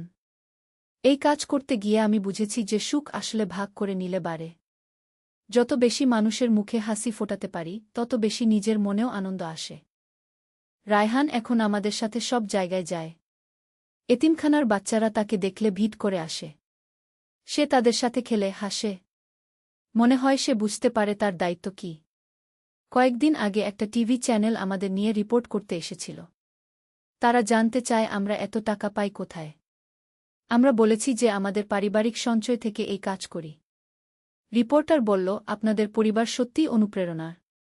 এই এলাকার মানুষ আপনাদের দেবতুল্য মনে করে কি? আমি বললাম, আমরা দেবতা নই। আমরা শুধু বিশ্বাস করি যে মানুষের সেবা করাই জীবনের সবচেয়ে বড় ধর্মগু। সেই রিপোর্ট প্রচারের পর আমাদের কাছে দেশের বিভিন্ন প্রান্ত থেকে ফোন আসতে শুরু করল। অনেকেই বলল তারা আমাদের মতো কাজ শুরু করতে চায়। রাফি বলল, মা, আমাদের এই ভালো কাজ এখন সারা দেশে ছড়িয়ে যাচ্ছে। দাদু স্বর্গ থেকে হয়তো দেখছেন গু। আমার মনে হয় দাদু সত্যিই দেখছেন। কারণ আমাদের যত কাজ বাড়ছে ততই নতুন নতুন পথ খুলে যাচ্ছে। গত মাসে সরকার আমাদের একটা সম্মাননা দিয়েছে। সেরা দাতব্য পরিবার গু পুরস্কার পেয়েছি আমরা। মন্ত্রী মহোদয় বলেছেন, এই পরিবার দেশের জন্য গর্বের গু। কিন্তু আমি জানি আমাদের আসল পুরস্কার হচ্ছে গরিব মানুষের মুখের হাসি। যখন কোনো অসহায় মা বলে, আপা, আপনাদের জন্য আমার সন্তান বেঁচে আছে কি, তখনই আমি বুঝি আমাদের জীবনের সার্থকতা। তানিয়া এখন ডাক্তার। সে আমাদের হাসপাতালে বিনামূল্যে রোগী দেখে। তার স্বপ্ন হচ্ছে একদিন এই এলাকা থেকে অকাল মৃত্যু একদম বন্ধ করা। আম্মা, আমি চাই আমাদের এলাকায় প্রতিটি শিশুর জন্ম নিরাপদ হোক। প্রতিটি মা সুস্থ থাকুক। তানিয়ার এই কথা শুনলে আমার চোখে পানি চলে আসে। সাকিব এখন জাতীয় টিমের ক্যাপ্টেন। কিন্তু সে কখনো ভোলে না তার শেক্ট। প্রতি ম্যাচ জেতার পর সে বলে, এই আমার এলাকার গরিব মানুষদের জন্য গো। রাফি আর সুমাইয়ার দ্বিতীয় সন্তান রাইসা এখন 1 বছর বয়স। ও খুব চঞ্চল আর হাসিখুশি। রায়হান তার বোনকে খুব যত্ন করে। রাইসা যখন হাসে তখন মনে হয় ঘরে যেন আলো ছড়িয়ে পড়ে। এতিমখানার বাচ্চারা ওকে দেখলে সবাই ভিড় করে আসে। আমাদের এতিমখানায় এখন 50টা বাচ্চা আছে। তারা সবাই আমাদের নিজের সন্তানের মতো। প্রতিদিন সকালে তাদের হইচই শুনলে মন ভালো হয়ে যায়। বাচ্চাদের মধ্যে একটা ছেলে আছে, নাম শফিক। তার বয়স 8 বছর। সে খুব মেধাবী। তানিয়া বলে, আম্মা, শফিক বড় হয়ে ডাক্তার হতে চায়। আমি ওকে সব সাহায্য করব। শফিক প্রায় আমার কাছে এসে বলে, নানি, আমি বড় হয়ে আপনাদের মতো মানুষের সেবা করব। তার কথা শুনলে বুঝি আমাদের এই কাজ পরবর্তী প্রজন্মে চলে যাবে। আমাদের স্কুলে এখন 300 ছেলে মেয়ে পড়াশোনা করে। তাদের মধ্যে অনেকেই অনাথ বা দরিদ্র পরিবারের সন্তান। কিন্তু তারা সবাই স্বপ্ন দেখে বড় হয়ে কিছু একটা করার।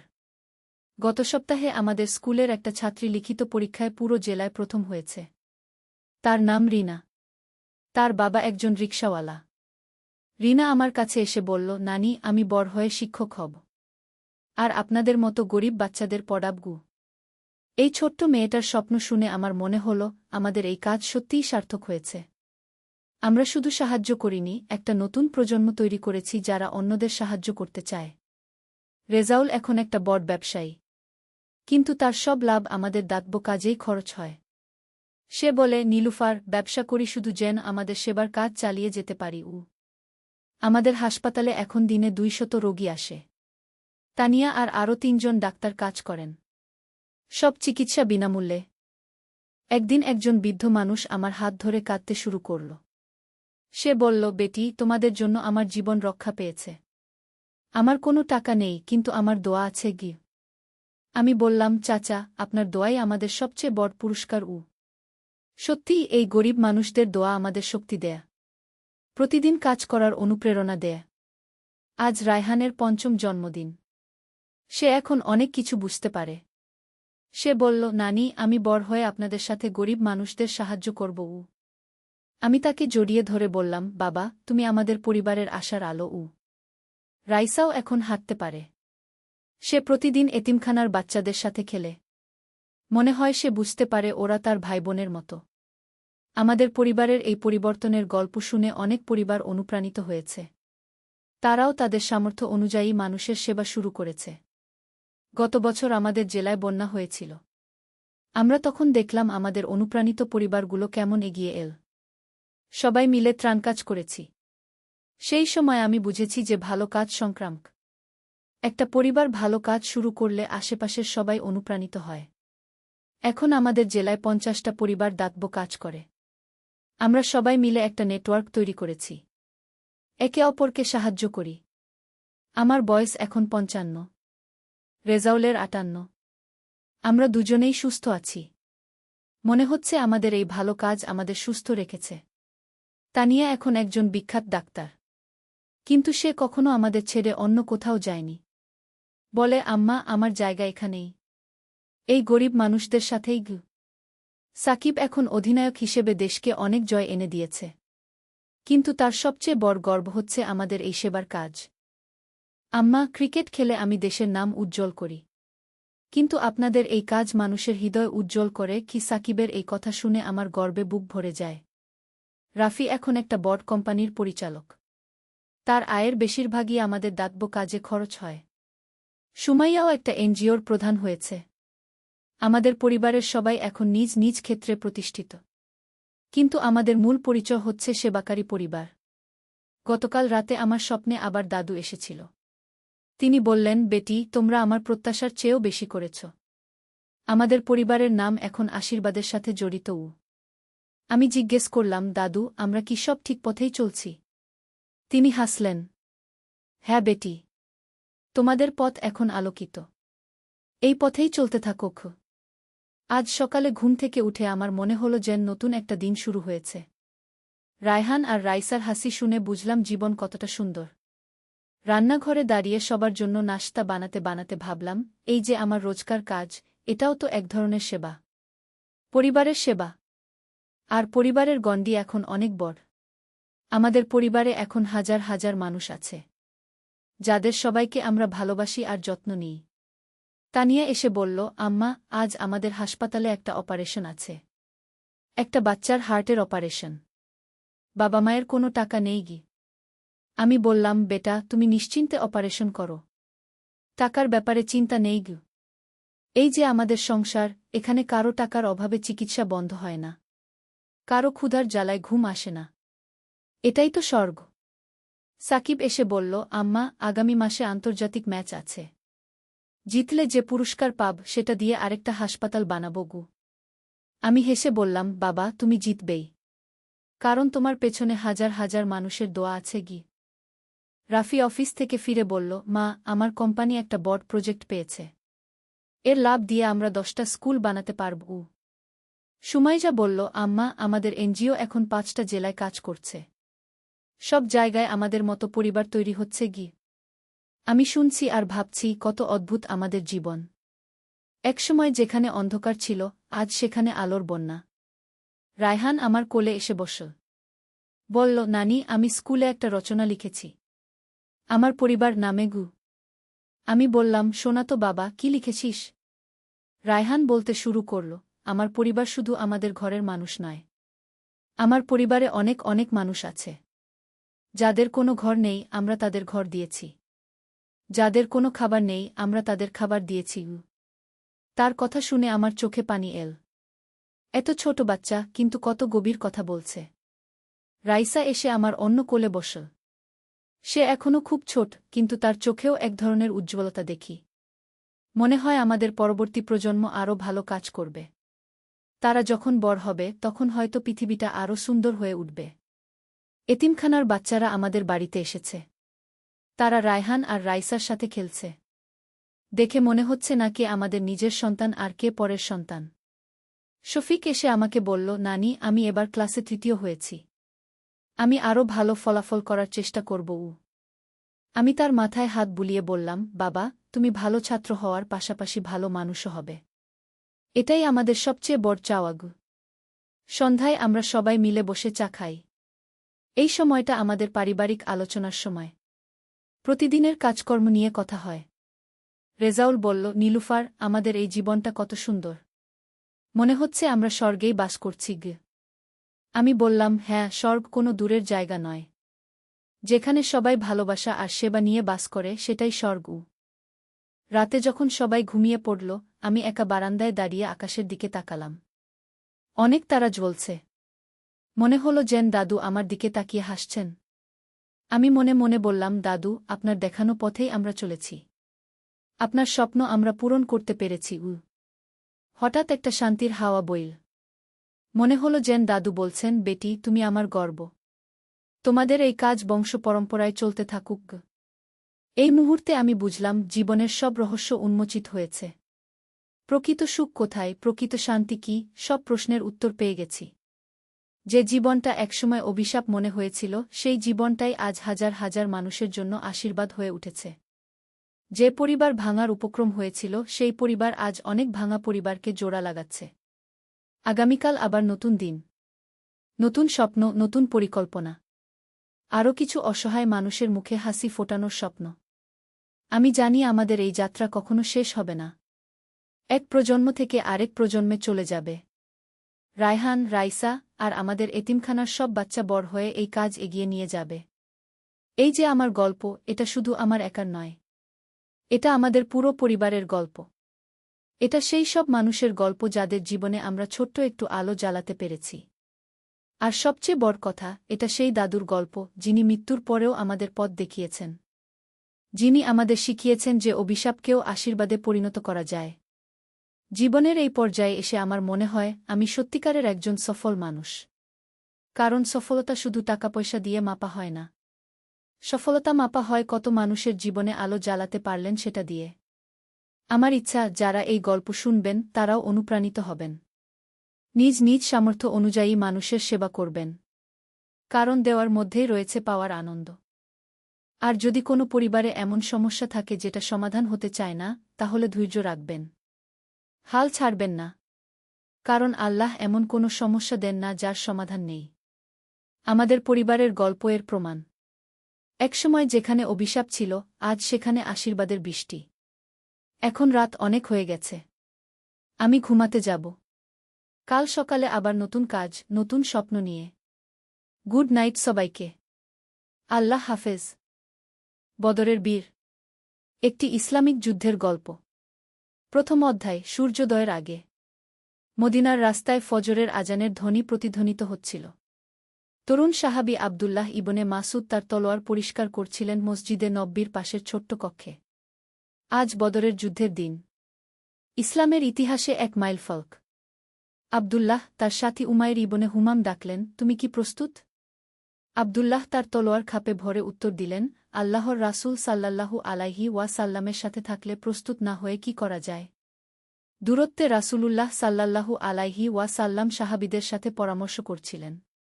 তার মুখমণ্ডলে ছিল দৃঢ়তা আর চোখে ছিল আল্লাহর উপর পূর্ণ ভরসা।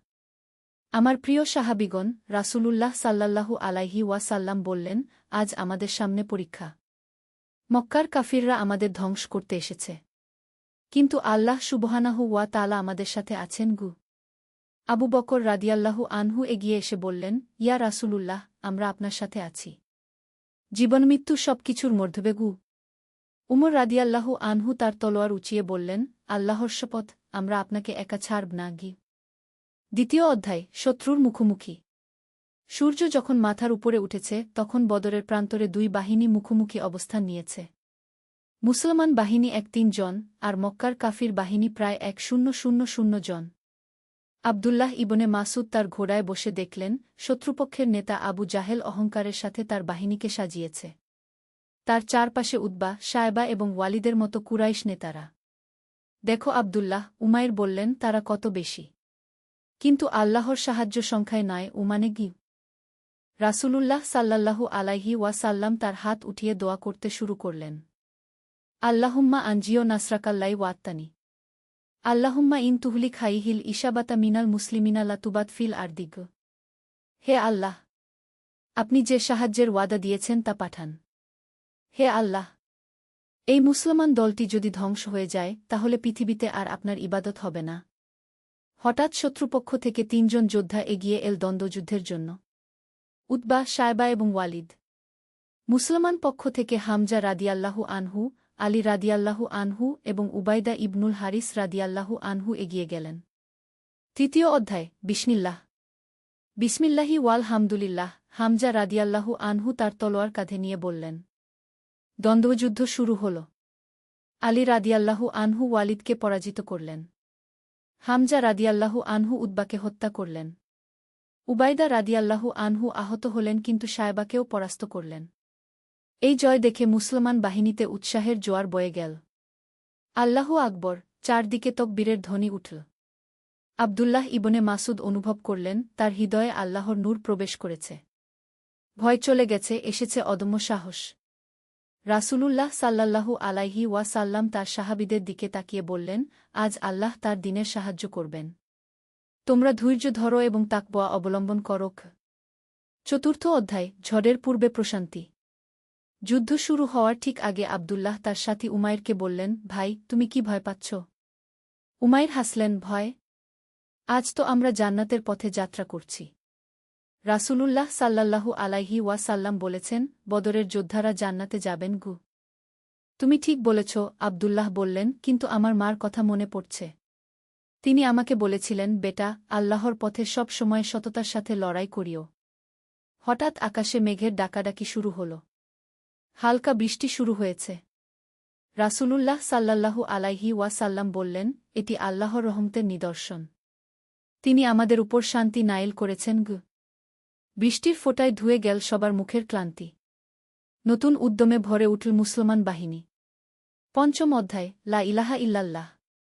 আল্লাহ ছাড়া কোনো ইলাহ নেই, মুহাম্মদ সাল্লাল্লাহু আলাইহি ওয়াসাল্লাম আল্লাহর রাসূল। এই কালিমার ধ্বনিতে মুখরিত হয়ে উঠল বদরের ময়দান। যুদ্ধ শুরু হয়ে গেছে। আবদুল্লাহ দেখলেন মুসলমান যোদ্ধারা অসাধারণ সাহসের সাথে লড়াই করছেন। তাদের মুখে আল্লাহর জিকর, হাতে তলোয়ার। হঠাৎ তিনি দেখলেন আবু জাহেল একা পড়ে গেছে। এই শয়তান ইসলামের সবচেয়ে বড় শত্রু। উমাইর, তিনি চিৎকার করে বললেন, আবু জাহেল ওদিকে। দুজনে মিলে আবু জাহেলের দিকে এগিয়ে গেলেন। কিন্তু ইতিমধ্যে মুয়াজ ইবনে আফরা এবং মুয়াজ ইবনে আমর আবু জাহেলকে আক্রমণ করেছেন। আবু জাহেল মাটিতে পড়ে গেল। আবদুল্লাহ তার কাছে গিয়ে বললেন, হে আল্লাহর শত্রু, আজ তোর পরিণতি দেখু। আবু জাহেল মৃত্যুর সময়ও অহংকার দেখাতে চেষ্টা করল। কিন্তু তার চোখে ছিল ভয় আর অনুশোচনা। ষষ্ঠ অধ্যায়। ফেরেশতাদের আগমন। যুদ্ধ যখন তুঙ্গে, হঠাৎ আবদুল্লাহ অনুভব করলেন চারপাশে কিছু অদ্ভুত ঘটনা ঘটছে। শত্রুরা ভয় পেয়ে যাচ্ছে কোনো অজানা কারণে। উমাইর তার কাছে এসে বললেন, আবদুল্লাহ, তুমি কি দেখতে পাচ্ছ? মনে হচ্ছে আমাদের সাথে আরও কেউ লড়াই করছে গি। রাসূলুল্লাহ সাল্লাল্লাহু আলাইহি ওয়াসাল্লাম পরে তাদের বলেছিলেন, আল্লাহ তাআলা সেদিন 1000 ফেরেশতা পাঠিয়েছিলেন মুসলমানদের সাহায্যের জন্য। আবদুল্লাহ বুঝতে পারলেন আজকের এই জয় শুধু তাদের সাহসের ফল নয়, আল্লাহর বিশেষ রহমতের ফল। সুবহানাল্লাহ! তিনি মনে মনে বললেন, আল্লাহ কত মহান গু। সপ্তম অধ্যায়। জয়ের সুবহে সাদিক। সূর্য যখন পশ্চিমে হেলে পড়ছে তখন বদরের যুদ্ধ শেষ হয়ে গেছে। মুসলমানদের বিজয় হয়েছে। 700 জন কাফির নিহত হয়েছে, 700 জন বন্দী হয়েছে। মুসলমানদের মধ্যে শহীদ হয়েছেন 4 জন। রাসূলুল্লাহ সাল্লাল্লাহু আলাইহি ওয়াসাল্লাম সেজদায় পড়ে আল্লাহর শুকরিয়া আদায় করলেন। আলহামদুলিল্লাহি রাব্বিল আলামিন, তার কণ্ঠে ছিল কৃতজ্ঞতা। আবদুল্লাহ দেখলেন রাসূলুল্লাহ সাল্লাল্লাহু আলাইহি ওয়াসাল্লামের চোখে খুশির অশ্রু। কিন্তু সেই সাথে দুঃখ, কারণ অনেক মানুষ মারা গেছে। ইয়া রাসূলুল্লাহ, আবদুল্লাহ জিজ্ঞাসা করলেন, এখন আমরা কি করব? এখন আমরা আল্লাহর শুকরিয়া আদায় করব, রাসূল সাল্লাল্লাহু আলাইহি ওয়াসাল্লাম উত্তর দিলেন। এবং বন্দীদের সাথে ভালো ব্যবহার করব। ইসলাম শত্রুর সাথেও ন্যায় বিচার করতে শেখায় গু। অষ্টম অধ্যায়, শিক্ষা ও নসিহত। রাতের বেলা ক্যাম্পে বসে সাহাবীরা আজকের ঘটনা নিয়ে আলোচনা করছিলেন। আবু বকর রাদিয়াল্লাহু আনহু বললেন, আজ আমরা দেখলাম আল্লাহর সাহায্য কিভাবে আসে গিয়ে। উমর রাদিয়াল্লাহু আনহু বললেন, সত্যি বলতে কি, আমি প্রথমে ভয় পেয়েছিলাম। তারা আমাদের চেয়ে 3 গুণ বেশি গু। আলী রাদিয়াল্লাহু আনহু বললেন, কিন্তু আমাদের ঈমান ছিল তাদের চেয়ে 1000 গুণ বেশি গু। রাসূলুল্লাহ সাল্লাল্লাহু আলাইহি ওয়াসাল্লাম তাদের দিকে তাকিয়ে বললেন, আমার প্রিয় সাহাবীগণ, আজকের জয় তোমাদের সাহসের জন্য নয়। এটি আল্লাহর রহমত। তোমরা বিনয়ী থাকো এবং আল্লাহর কৃতজ্ঞতা আদায় করো। যুদ্ধ শুধু তলোয়ারের জোরে জেতা যায় না। যুদ্ধ জেতা যায় আল্লাহর উপর ভরসা, ধৈর্য আর একতার মাধ্যমে। আর সবচেয়ে বড় কথা, আমরা যুদ্ধ করেছি আল্লাহর দিন প্রতিষ্ঠার জন্য, ব্যক্তিগত প্রতিহিংসার জন্য নয় গে। নবম অধ্যায়, ক্ষমা ও মানবিকতা। পরের দিন সকালে বন্দীদের বিষয় নিয়ে আলোচনা হল। কিছু সাহাবী বললেন, এদের মৃত্যুদণ্ড দেওয়া উচিত গে। আবার কেউ কেউ বললেন, এদের মুক্তিপণের বিনিময়ে ছেড়ে দেওয়া যেতে পারে গি। রাসূলুল্লাহ সাল্লাল্লাহু আলাইহি ওয়াসাল্লাম চিন্তা করলেন। তারপর বললেন, যারা লিখতে জানে তারা 10 জন মুসলমান শিশুকে লেখাপড়া শেখালে মুক্তি পাবে। বাকিরা মুক্তিপণ দিয়ে যেতে পারে গু। এই সিদ্ধান্ত শুনে আব্দুল্লাহ মুগ্ধ হলেন। কত মানবিক আর দূরদর্শী এই সিদ্ধান্ত! শত্রুদের থেকেও শিক্ষার ব্যবস্থা করা। সুবহানাল্লাহ, তিনি মনে মনে বললেন, ইসলাম কত সুন্দর গু। দশম অধ্যায়, মদিনায় ফেরা। বদর থেকে মদিনায় ফেরার পথে পুরো কাফেলা আনন্দে মুখর। কিন্তু রাসূলুল্লাহ সাল্লাল্লাহু আলাইহি ওয়াসাল্লাম বারবার সাহাবীদের বলছিলেন বিনয়ী থাকতে। গর্ব করো না, তিনি বললেন, এটি আল্লাহর দান। তিনি চাইলে যে কোনো মুহূর্তে আমাদের পরাজিত করতে পারতেন গ। আব্দুল্লাহ এই কথা গভীরভাবে মনে রাখলেন। জীবনের সব ক্ষেত্রে এই শিক্ষা প্রয়োজন। পথিমধ্যে তারা দোয়া করলেন শহীদদের জন্য। বিশেষভাবে স্মরণ করলেন উবাইদা ইবনুল হারিস রাদিয়াল্লাহু আনহুকে, যিনি দ্বন্দ্বযুদ্ধে আহত হয়ে পরে ইন্তেকাল করেছিলেন। আমাদের ভাইয়েরা জান্নাতে, উমাইর বললেন, তারা আমাদের চেয়ে ভাগ্যবান গু। একাদশ অধ্যায়, নতুন সূর্যোদয়। মদিনায় পৌঁছে দেখা গেল পুরো শহর সেজে উঠেছে। নারী পুরুষ শিশু সবাই রাস্তায় এসে জমায়েত হয়েছে। আশহাদু আল্লাহ ইলাহা ইল্লাল্লাহু ওয়াশহাদু আন্না মুহাম্মাদান রাসূলুল্লাহ। সবার মুখে কালিমার ধ্বনি। কিন্তু রাসূলুল্লাহ সাল্লাল্লাহু আলাইহি ওয়াসাল্লাম সবার আগে মসজিদে গিয়ে 2 রাকাত নফল নামাজ পড়লেন। আল্লাহর শুকরিয়া আদায় করলেন। আব্দুল্লাহ দেখলেন, জয়ের পরেও রাসূলের সাল্লাল্লাহু আলাইহি ওয়াসাল্লাম মধ্যে কোনো অহংকার নেই। আছে শুধু আল্লাহর কাছে কৃতজ্ঞতা। দ্বাদশ অধ্যায়, জীবনের পাঠ। সন্ধ্যার দিকে আব্দুল্লাহ তার মায়ের কাছে গেলেন। মা তাকে দেখে কাঁদতে শুরু করলেন। মা কেন কাঁদছেন, তিনি জিজ্ঞাসা করলেন। খুশির কান্না বেটা, মা বললেন, আল্লাহ তোমাকে ফিরিয়ে এনেছেন। আর তুমি আল্লাহর পথে লড়াই করেছ গু। মা, আব্দুল্লাহ বললেন, আজ আমি যা দেখেছি তা বর্ণনা করে শেষ করতে পারব না। আল্লাহর সাহায্য কিভাবে আসে, ফেরেশতারা কিভাবে যুদ্ধ করেন, একজন সত্যিকার নেতা কেমন হন, সব কিছু শিখেছি। মা তার মাথায় হাত রেখে দোয়া করলেন, আল্লাহ তোমাকে হেদায়েতের উপর রাখুন গু। ত্রয়োদশ অধ্যায়, ভবিষ্যতের স্বপ্ন। রাতে আব্দুল্লাহ ছাদে বসে তারার দিকে তাকিয়ে ভাবছিলেন। আজকের বিজয়ের মানে কি? এর মানে হল, ইসলাম এখন প্রতিষ্ঠিত হবে। সত্যের জয় হবে মিথ্যার উপর। আল্লাহর দিন ছড়িয়ে পড়বে পৃথিবীর সর্বত্র। কিন্তু তিনি মনে মনে বললেন, এই দায়িত্ব কিন্তু আমাদের উপরে। আমাদের চরিত্র, আমাদের আচার-আচরণ দিয়ে মানুষের কাছে ইসলামের সৌন্দর্য তুলে ধরতে হবে গু। বদরের যুদ্ধ শুধু একটি যুদ্ধ ছিল না। এটা ছিল ন্যায় ও অন্যায়ের সংঘাত। আর আল্লাহ ন্যায়ের পক্ষে গু। চতুর্দশ অধ্যায়, আল্লাহর অনুগ্রহ। পরের জুমার নামাজে রাসূলুল্লাহ সাল্লাল্লাহু আলাইহি ওয়াসাল্লাম খুতবায়ে বদরের ঘটনা নিয়ে কথা বললেন। হে মুমিনগণ, বদরে যা ঘটেছে তা আল্লাহর পক্ষ থেকে। তোমরা গর্ব করো না, বরং আল্লাহর শুকরিয়া আদায় করো। এই জয় তোমাদের জন্য পরীক্ষা। তোমরা কি কৃতজ্ঞ থাকবে নাকি অহংকারী হয়ে যাবে? মনে রেখো, আল্লাহ তাআলা বলেছেন, তোমরা তাদের হত্যা করনি, বরং আল্লাহই তাদের হত্যা করেছেন। আর তুমি নিক্ষেপ করনি যখন তুমি নিক্ষেপ করেছিলে, বরং আল্লাহই নিক্ষেপ করেছিলেন। আব্দুল্লাহ এই আয়াতের গভীর অর্থ বুঝতে পারলেন। সব কিছুই আল্লাহর ইচ্ছায়। পঞ্চদশ অধ্যায়, বন্দীদের সাথে আচরণ। কয়েকদিন পর আব্দুল্লাহ দেখলেন বন্দীরা মুসলমানদের আচরণে অবাক হয়ে যাচ্ছে। তাদের সাথে কোনো খারাপ ব্যবহার করা হচ্ছে না। একজন বন্দী তার কাছে এসে বলল, তুমি আমাকে মেরে ফেলো না কেন? আব্দুল্লাহ উত্তর দিলেন, আমাদের ধর্ম আমাদের শত্রুর সাথেও ন্যায়বিচার করতে শেখায়। তুমি এখন আমাদের অতিথি গ। বন্দী অবাক হয়ে বলল, এরকম ধর্ম আমি আগে দেখিনি গি। এটাই ইসলাম। আব্দুল্লাহ বললেন, শান্তির ধর্ম। অনেক বন্দী পরে ইসলাম গ্রহণ করেছিল। তারা বুঝেছিল এই ধর্মের মধ্যে রয়েছে সত্যিকারের মানবিকতা। ষোড়শ অধ্যায়, উমাইরের স্বপ্ন। একদিন উমাইর আব্দুল্লাহর কাছে এসে বলল, আমি একটা স্বপ্ন দেখেছি। কি স্বপ্ন? আব্দুল্লাহ জিজ্ঞাসা করলেন। দেখেছি একটা বিরাট বাগানে আমি হাঁটছি। সেখানে এমন ফল যা আমি কখনো দেখিনি। আর একটি নূরের আলো সব জায়গায়। আব্দুল্লাহ হেসে বললেন, আল্লাহ তোমাকে জান্নাতের স্বপ্ন দেখিয়েছেন হয়তো। তাই মনে হয়। উমাইর বলল, বদরের পর থেকে আমার অন্তরে এক অদ্ভুত শান্তি গো। সপ্তদশ অধ্যায়, নতুন চ্যালেঞ্জ। কিছুদিন পর খবর এল, মক্কার কুরাইশরা আবার যুদ্ধের প্রস্তুতি নিচ্ছে। তারা বদরের পরাজয়ের প্রতিশোধ নিতে চায়। রাসূলুল্লাহ সাল্লাল্লাহু আলাইহি ওয়াসাল্লাম সাহাবীদের ডেকে বললেন, আমাদের আরও কঠিন পরীক্ষার জন্য প্রস্তুত থাকতে হবে। বদর ছিল শুধু শুরু। আব্দুল্লাহ বুঝলেন, জীবনে পরীক্ষা একের পর এক আসতেই থাকবে। কিন্তু আল্লাহর উপর ভরসা রেখে সব পরীক্ষায় উত্তীর্ণ হতে হবে। ইয়া রাসূলাল্লাহ, তিনি বললেন, আমরা আপনার সাথে আছি গু। অষ্টাদশ অধ্যায়, জ্ঞানের তৃষ্ণা। বন্দীদের মধ্যে যারা লেখাপড়া জানত, তারা মুসলিম শিশুদের শিক্ষা দিতে শুরু করল। আব্দুল্লাহ তাদের কাছ থেকে আরবি ব্যাকরণ এবং কবিতা শিখতেন। তিনি বুঝেছিলেন, জ্ঞানী মানুষকে প্রকৃত মানুষ বানা। আল্লাহর রাসূল সাল্লাল্লাহু আলাইহি ওয়াসাল্লাম ঠিকই বলেছেন। তিনি মনে মনে ভাবলেন, জ্ঞান অর্জন করো, সেটা চীন দেশে গেলেও গু। শত্রুদের কাছ থেকেও শেখার আছে। এই শিক্ষা তার জীবনে নতুন দিগন্ত উন্মোচন করল।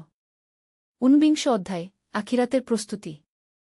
বদরের পর আব্দুল্লাহর জীবনে এক বিরাট পরিবর্তন এসেছে। তিনি বুঝেছেন, জীবন খুবই ক্ষণস্থায়ী। প্রতিদিন তাহাজ্জুদ নামাজ পড়তেন। কুরআন তেলাওয়াত করতেন। দানখরাত বেড়ে গিয়েছিল। উমাইর একদিন তিনি বললেন, বদরে যারা শহীদ হয়েছেন তারা আমাদের চেয়ে ভাগ্যবান গু। কেন? উমাইর জিজ্ঞাসা করল। তারা সরাসরি জান্নাতে চলে গেছেন। আমাদের এখনও পরীক্ষা বাকি। বিংশ অধ্যায়, পরিবারের গুরুত্ব। একদিন আব্দুল্লাহর মা অসুস্থ হয়ে পড়লেন। তিনি সব কাজ ছেড়ে দিয়ে মায়ের সেবায় মনোযোগ দিলেন।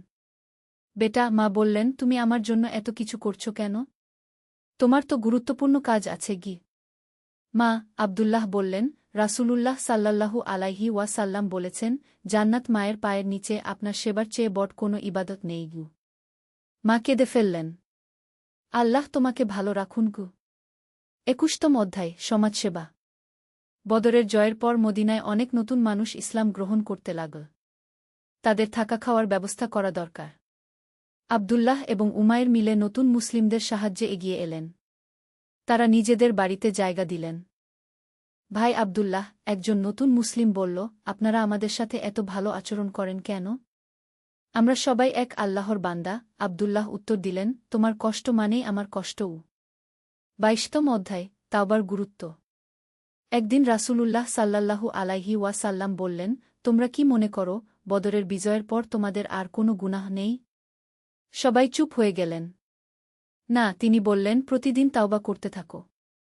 আমি দিনে ১০০ বারের বেশি তাওবা করি গে। আব্দুল্লাহ বুঝলেন, জয়ের পরেও বিনয়ী থাকতে হয়। আল্লাহর কাছে ক্ষমা চাইতে হয়। ২৩তম অধ্যায়, ভবিষ্যৎ প্রজন্ম। আব্দুল্লাহ প্রায় ভাবতেন, আমাদের পরের প্রজন্মকে কি শেখাব? তিনি স্থির করলেন, ছোট বাচ্চাদের কুরআন শিক্ষা দেবেন। বদরের ঘটনা তাদের কাছে বলবেন। শোনো বাচ্চারা, একদিন তিনি বললেন, আল্লাহর উপর ভরসা রাখলে পাহাড়ও সরানো যায়। বাচ্চারা মুগ্ধ হয়ে শুনত তার কথা। ২৪তম অধ্যায়, ইউনিটির শক্তি। বদরের সবচেয়ে বড় শিক্ষা ছিল একতা। মুহাজির আর আনসাররা একসাথে লড়াই করেছিলেন। দেখো উমাইর, আব্দুল্লাহ বললেন, আমরা যদি ঐক্যবদ্ধ না থাকতাম, কখনোই জিততে পারতাম না গে। ঠিক বলেছ, উমাইর সম্মতি জানালেন। মুসলিম উম্মাহর শক্তি এই ঐক্যের মধ্যেই গ। এই শিক্ষা তারা জীবনে প্রয়োগ করার চেষ্টা করতেন। ২৫তম অধ্যায়, দোয়ার শক্তি। বদরের আগে রাসূলুল্লাহ সাল্লাল্লাহু আলাইহি ওয়াসাল্লাম যেভাবে দোয়া করেছিলেন সেটা আবদুল্লাহর মনে গেঁথে গিয়েছিল। তিনি বুঝেছিলেন দোয়াই আসল অস্ত্র। আল্লাহর কাছে কাজতে পারলে সব অসম্ভব সম্ভব হয়। প্রতিদিন তিনি দোয়া করতেন, আল্লাহুম্মা আইন্নি আলা জিক্রিকা ওয়া শুকরিকা ওয়া হুসনি ইবাদাতিক। হে আল্লাহ, আমাকে আপনার জিকর, শুকরিয়া এবং সুন্দরভাবে ইবাদত করার তাওফিক দিন। ৬০তম অধ্যায়, জীবনের শেষ পাঠ। বছরের পর বছর কেটে গেল। আবদুল্লাহ এখন বৃদ্ধ। উমাইর কয়েক বছর আগে ইন্তেকাল করেছেন। একদিন তার কাছে এক তরুণ এসে বলল, চাচা, বদরের যুদ্ধের কথা বলুন গু। আবদুল্লাহ গভীর শ্বাস নিয়ে বললেন, বেটা, বদর আমাদের শিখিয়েছে আল্লাহর উপর ভরসা রাখো। ন্যায়ের পক্ষে লড়ো। শত্রুর সাথেও ন্যায় বিচার করো। অহংকার করো না। আর সবচেয়ে বড় কথা, একতা রক্ষা করো। এই শিক্ষাগুলো শুধু যুদ্ধক্ষেত্রের জন্য নয়, জীবনের প্রতিটি ক্ষেত্রে প্রযোজ্য। তরুণ মুগ্ধ হয়ে শুনল। উপসংহার, অনন্ত পাথে। আবদুল্লাহ ইবনে মাসুদ রাদিয়াল্লাহু আনহু পরে ইসলামের একজন বিখ্যাত আলেম হয়েছিলেন। তিনি কুরআনের তাফসির এবং হাদিস শিক্ষা দিতেন। বদরের সেই দিনের অভিজ্ঞতা তার পুরো জীবনে প্রভাব ফেলেছিল। তিনি শিখেছিলেন, ১. আল্লাহর উপর পূর্ণ ভরসা রাখতে হয়। ২. ন্যায়ের পক্ষে সর্বদা দাঁড়াতে হয়। ৩. শত্রুর সাথেও ন্যায় বিচার করতে হয়। ৪. জয়ের পর অহংকার করা যায় না। ৫. একতার মধ্যেই শক্তি। ৬. দোয়া সবচেয়ে বড় অস্ত্র। ৭. জ্ঞান সর্বত্র থেকে অর্জন করতে হয়। ৮. পরিবার এবং সমাজের প্রতি দায়বদ্ধতা থাকতে হয়। মৃত্যুর আগে তিনি তার সন্তানদের বলেছিলেন, বেটারা, তোমরা আল্লাহকে ভয় করো। তার রাসূলের সুন্নাহ অনুসরণ করো। আর মনে রেখো, বদরের শিক্ষা কখনো পুরাতন হবে না। সত্য সর্বদা মিথ্যার উপর বিজয়ী হয়। আল্লাহ ধৈর্যশীলদের সাথে। আর সবচেয়ে বড় জিহাদ হল নিজের নফসের বিরুদ্ধে জিহাদ। এভাবেই শেষ হল বদরের বীর আবদুল্লাহ ইবনে মাসুদের কাহিনী। একটি যুদ্ধ যা শুধু ইতিহাস নয়, আমাদের জীবনের পাথেয়া। রাব্বানা আতিনা ফিদ দুনিয়া হাসানাতা ওয়া ফিল আখিরাতি হাসানাতা ওয়া কিনা আয়াবান নার। হে আমাদের রব, আমাদের দুনিয়াতে কল্যাণ দিন, আখিরাতেও কল্যাণ দিন এবং জাহান্নামের আয়াব থেকে রক্ষা করুন। আল্লাহু আলাম। এই কাহিনী একটি কাল্পনিক চরিত্রের মাধ্যমে বদর যুদ্ধের ঐতিহাসিক ঘটনা এবং এর শিক্ষাসমূহ তুলে ধরার একটি প্রয়াস। আল্লাহ সুবহানাহু ওয়া তাআলা আমাদের সকলকে সঠিক পথে রাখুন। আমিন। আল্লাহর রহমত। একটি ইসলামিক গল্প। প্রথম অধ্যায়, হারিয়ে যাওয়া সন্তান। বাগদাদ শহরের এক প্রান্তে বাস করতেন হাকিম সাহেব। তিনি ছিলেন একজন দরিদ্র কিন্তু অত্যন্ত ধার্মিক ব্যক্তি। তার স্ত্রী ফাতিমা এবং ১০ বছরের এক পুত্র ইউসুফ নিয়ে ছিল তার ছোট্ট সংসার। হাকিম সাহেব দিনমজুর হিসেবে কাজ করতেন, আর যতটুকু আয় হতো তা দিয়েই সংসার চালাতেন। তবুও তিনি কখনো আল্লাহর উপর থেকে ভরসা হারাননি। প্রতিদিন ফজরের নামাজের পর হাকিম সাহেব তার ছোট্ট ইউসুফকে কুরআন শিক্ষা দিতেন। ইউসুফ ছিল অত্যন্ত মেধাবী এবং ধার্মিক। তার কণ্ঠস্বর ছিল মধুর। যখন সে কুরআন তিলাওয়াত করত, তখন পাড়া প্রতিবেশীরা মুগ্ধ হয়ে শুনত। একদিন সকালে হাকিম সাহেব কাজে বের হওয়ার সময় ইউসুফ বলল, আব্বু, আমি আজ বাজারে গিয়ে কিছু সাহায্য করতে পারি। হয়তো কিছু টাকা আয় হবে। হাকিম সাহেব তার সন্তানের এই কথা শুনে একদিকে গর্বিত হলেন, অন্যদিকে চিন্তিত হলেন। তিনি বললেন, বেটা, তুমি এখনো ছোট। তোমার কাজ হল পড়াশোনা করা এবং আল্লাহর ইবাদত করা। কিন্তু ইউসুফ জিদ ধরল। শেষ পর্যন্ত হাকিম সাহেব রাজি হলেন এই শর্তে যে ইউসুফ বাজারের কাছেই থাকবে এবং মাগরিবের আগেই বাড়ি ফিরে আসবে। দ্বিতীয় অধ্যায়, বিপদের মুখোমুখি। সেদিন ইউসুফ বাজারে গিয়ে একটি ফল বিক্রেতার দোকানে সাহায্য করতে লাগল। তার সততা এবং পরিশ্রম দেখে দোকানদার খুশি হলেন এবং তাকে কিছু টাকা দিলেন। ইউসুফ অত্যন্ত আনন্দিত হয়ে বাড়ির দিকে রওনা দিল। রাস্তায় চলতে চলতে সে দেখল একটি বৃদ্ধ মহিলা রাস্তার পাশে বসে কাঁদছেন। ইউসুফ তার কাছে গিয়ে জিজ্ঞেস করল, দাদি, আপনার কি হয়েছে? কেন কাঁদছেন? বৃদ্ধা বললেন, বাবা, আমার কোনো খাবার নেই। ৩ দিন ধরে না খেয়ে আছি। আল্লাহ জানেন আমি কি করব। ইউসুফের মন দয়ায় ভরে গেল। সে তার সারাদিনের উপার্জনের টাকা দিয়ে বৃদ্ধার জন্য খাবার কিনে দিল। বৃদ্ধা দোয়া করে বললেন, আল্লাহ তোমার মঙ্গল করুন, বাবাগু। এরপর ইউসুফ বাড়ির দিকে রওনা দিল। কিন্তু হঠাৎ করে পথ হারিয়ে ফেল। সে যত চেষ্টা করছিল ততই গভীর গলিতে ঢুকে পড়ছিল। অন্ধকার নেমে আসছিল আর সে আরও ভয় পেতে লাগল। তখন সে আল্লাহর কাছে দোয়া করতে লাগল, ইয়া আল্লাহ, আপনি আমাকে সাহায্য করুন। আমার মা বাবা চিন্তায় পড়বেন গু। ৩য় অধ্যায়, রহস্যময় সাহায্যকারী। ইউসুফ যখন একটি গলির মোড়ে দাঁড়িয়ে কাঁদছিল, তখন একজন সাদা পোশাক পরা ব্যক্তি তার কাছে এলেন। তার চেহারায় ছিল নুরানি আলো।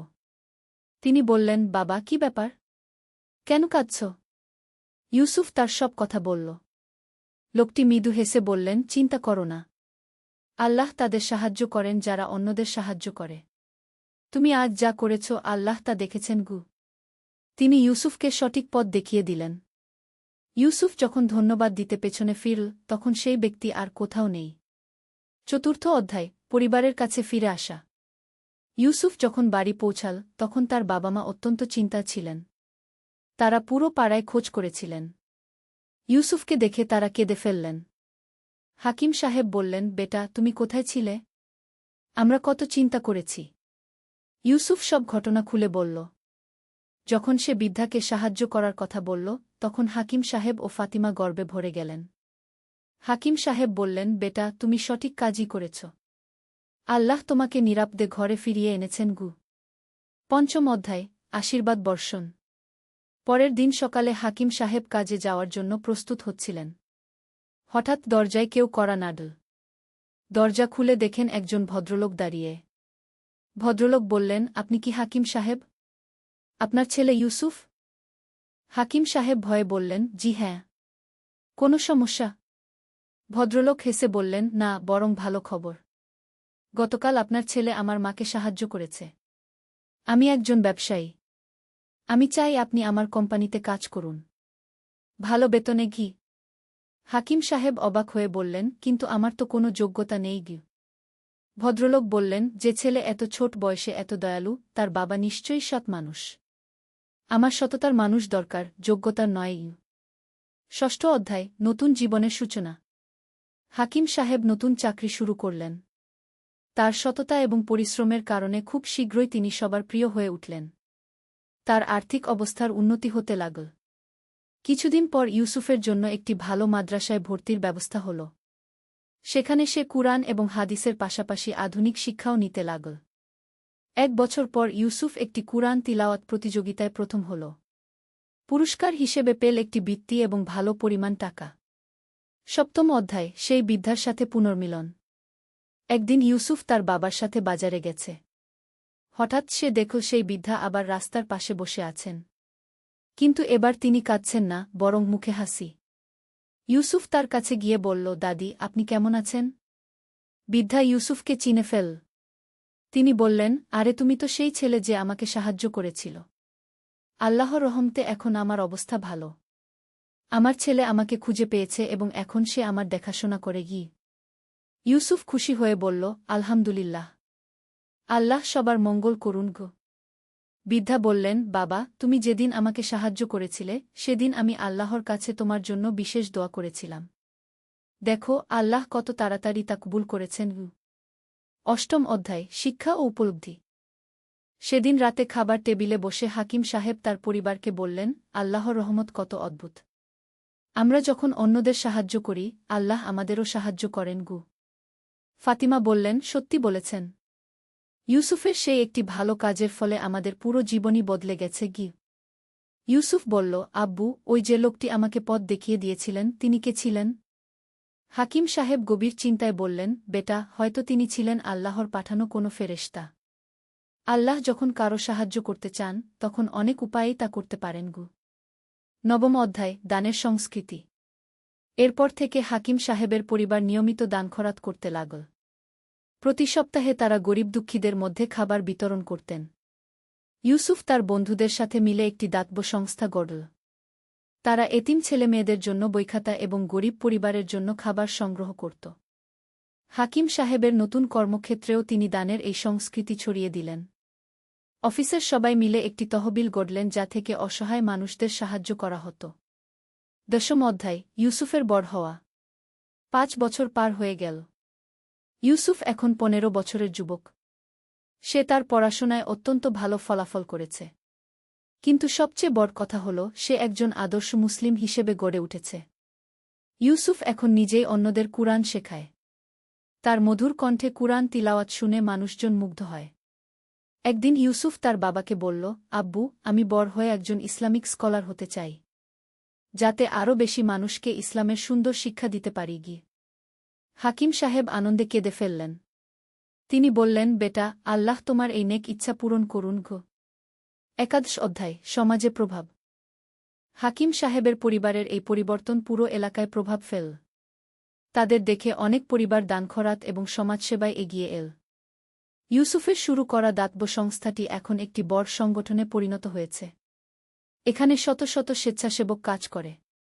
স্থানীয় মসজিদের ইমাম সাহেব প্রায়ই খুতবায় হাকিম সাহেবের পরিবারের কথা উল্লেখ করেন এবং বলেন, দেখুন, একটি ছোট্ট সৎ কাজ কিভাবে পুরো জীবন বদলে দিতে পারে গি।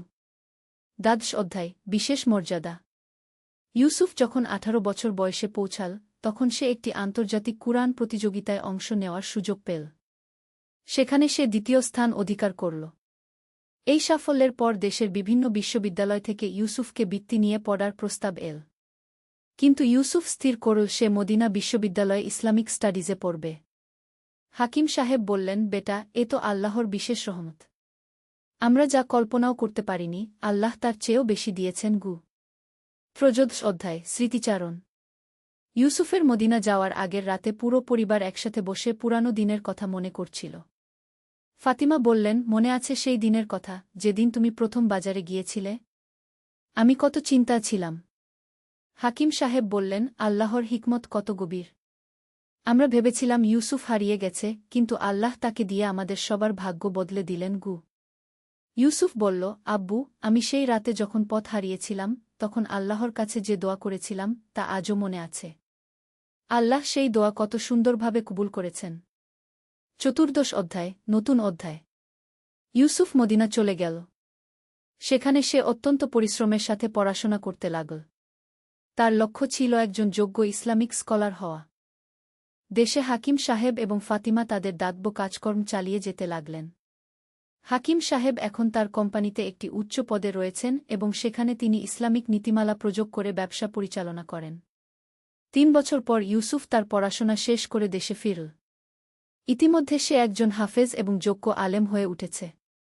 পঞ্চদশ অধ্যায়, সমাজসেবায় ফিরে আসা। দেশে ফিরে এসে ইউসুফ একটি ইসলামিক শিক্ষা প্রতিষ্ঠান স্থাপনা করল।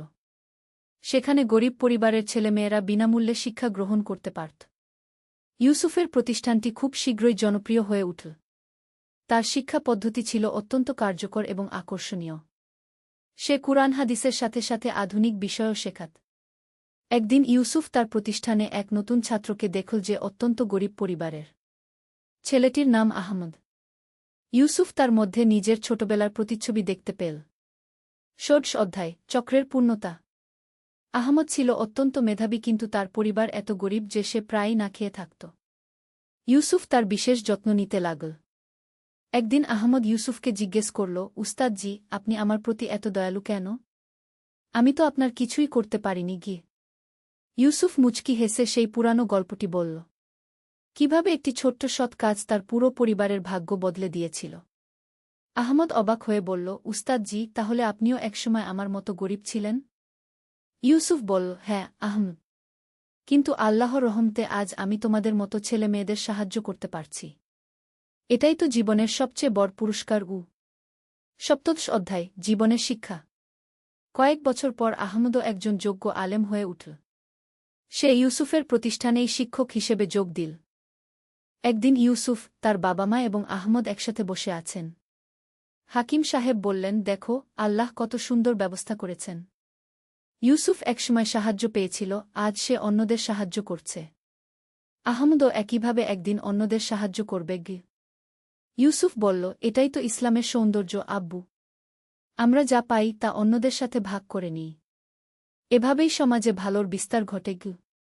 ফাতিমা বললেন, সেই যে বৃদ্ধাকে তুমি সাহায্য করেছিলে, তার দোয়াই আজও আমাদের উপর বর্ষিত হচ্ছে গি। অষ্টাদশ অধ্যায়, পরবর্তী প্রজন্মের জন্য।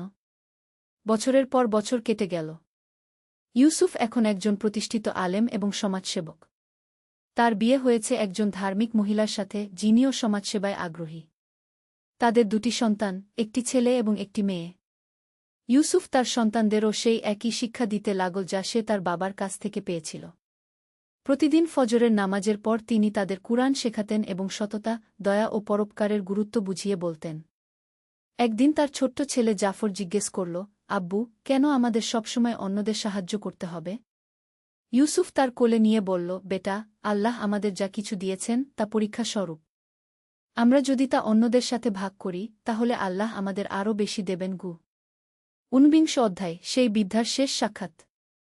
একদিন ইউসুফ তার বাবার সাথে হাসপাতালে গিয়েছিল কিছু গরিব রোগীর সেবার জন্য। সেখানে তারা দেখল একজন অত্যন্ত বৃদ্ধ মহিলা শয্যাশায়ী অবস্থায় আছেন। ইউসুফ তাকে ভালো করে দেখে চিনতে পারল, এই সেই বৃদ্ধা যাকে সে ছোটবেলায় সাহায্য করেছিল। কিন্তু এখন তিনি অত্যন্ত অসুস্থ এবং মৃত্যুশয্যায়। ইউসুফ তার কাছে গিয়ে আস্তে করে বলল, দাদি, আমাকে চিনতে পারছেন? বৃদ্ধা ক্ষীণ কণ্ঠে বললেন, তুমি কি সেই ছোট্ট ছেলে যে আমাকে খাবার কিনে দিয়েছিল? ইউসুফ কেঁদে ফেল, জি হ্যাঁ দাদি গো। বৃদ্ধা বললেন, আল্লাহর শকর। আমি আল্লাহর কাছে দোয়া করেছিলাম যেন তোমাকে আরেকবার দেখতে পাই।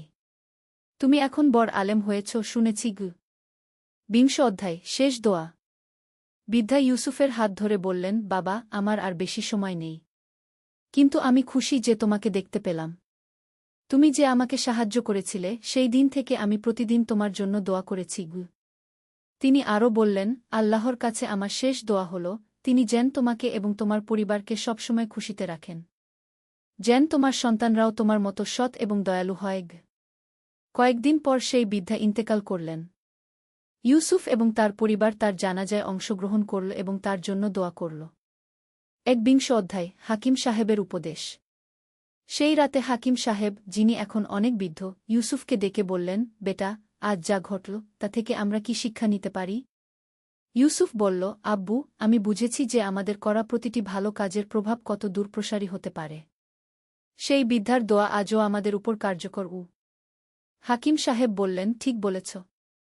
এবং মনে রেখো, আল্লাহ আমাদের কাছ থেকে বড় কিছু আশা করেন না। একটি ছোট্ট সৎ কাজও তার কাছে অনেক মূল্যবান। 20 অধ্যায়, ঐতিহ্যের ধারাবাহিকতা। বছরগুলো অতিবাহিত হতে লাগল। হাকিম সাহেব একদিন অসুস্থ হয়ে পড়লেন।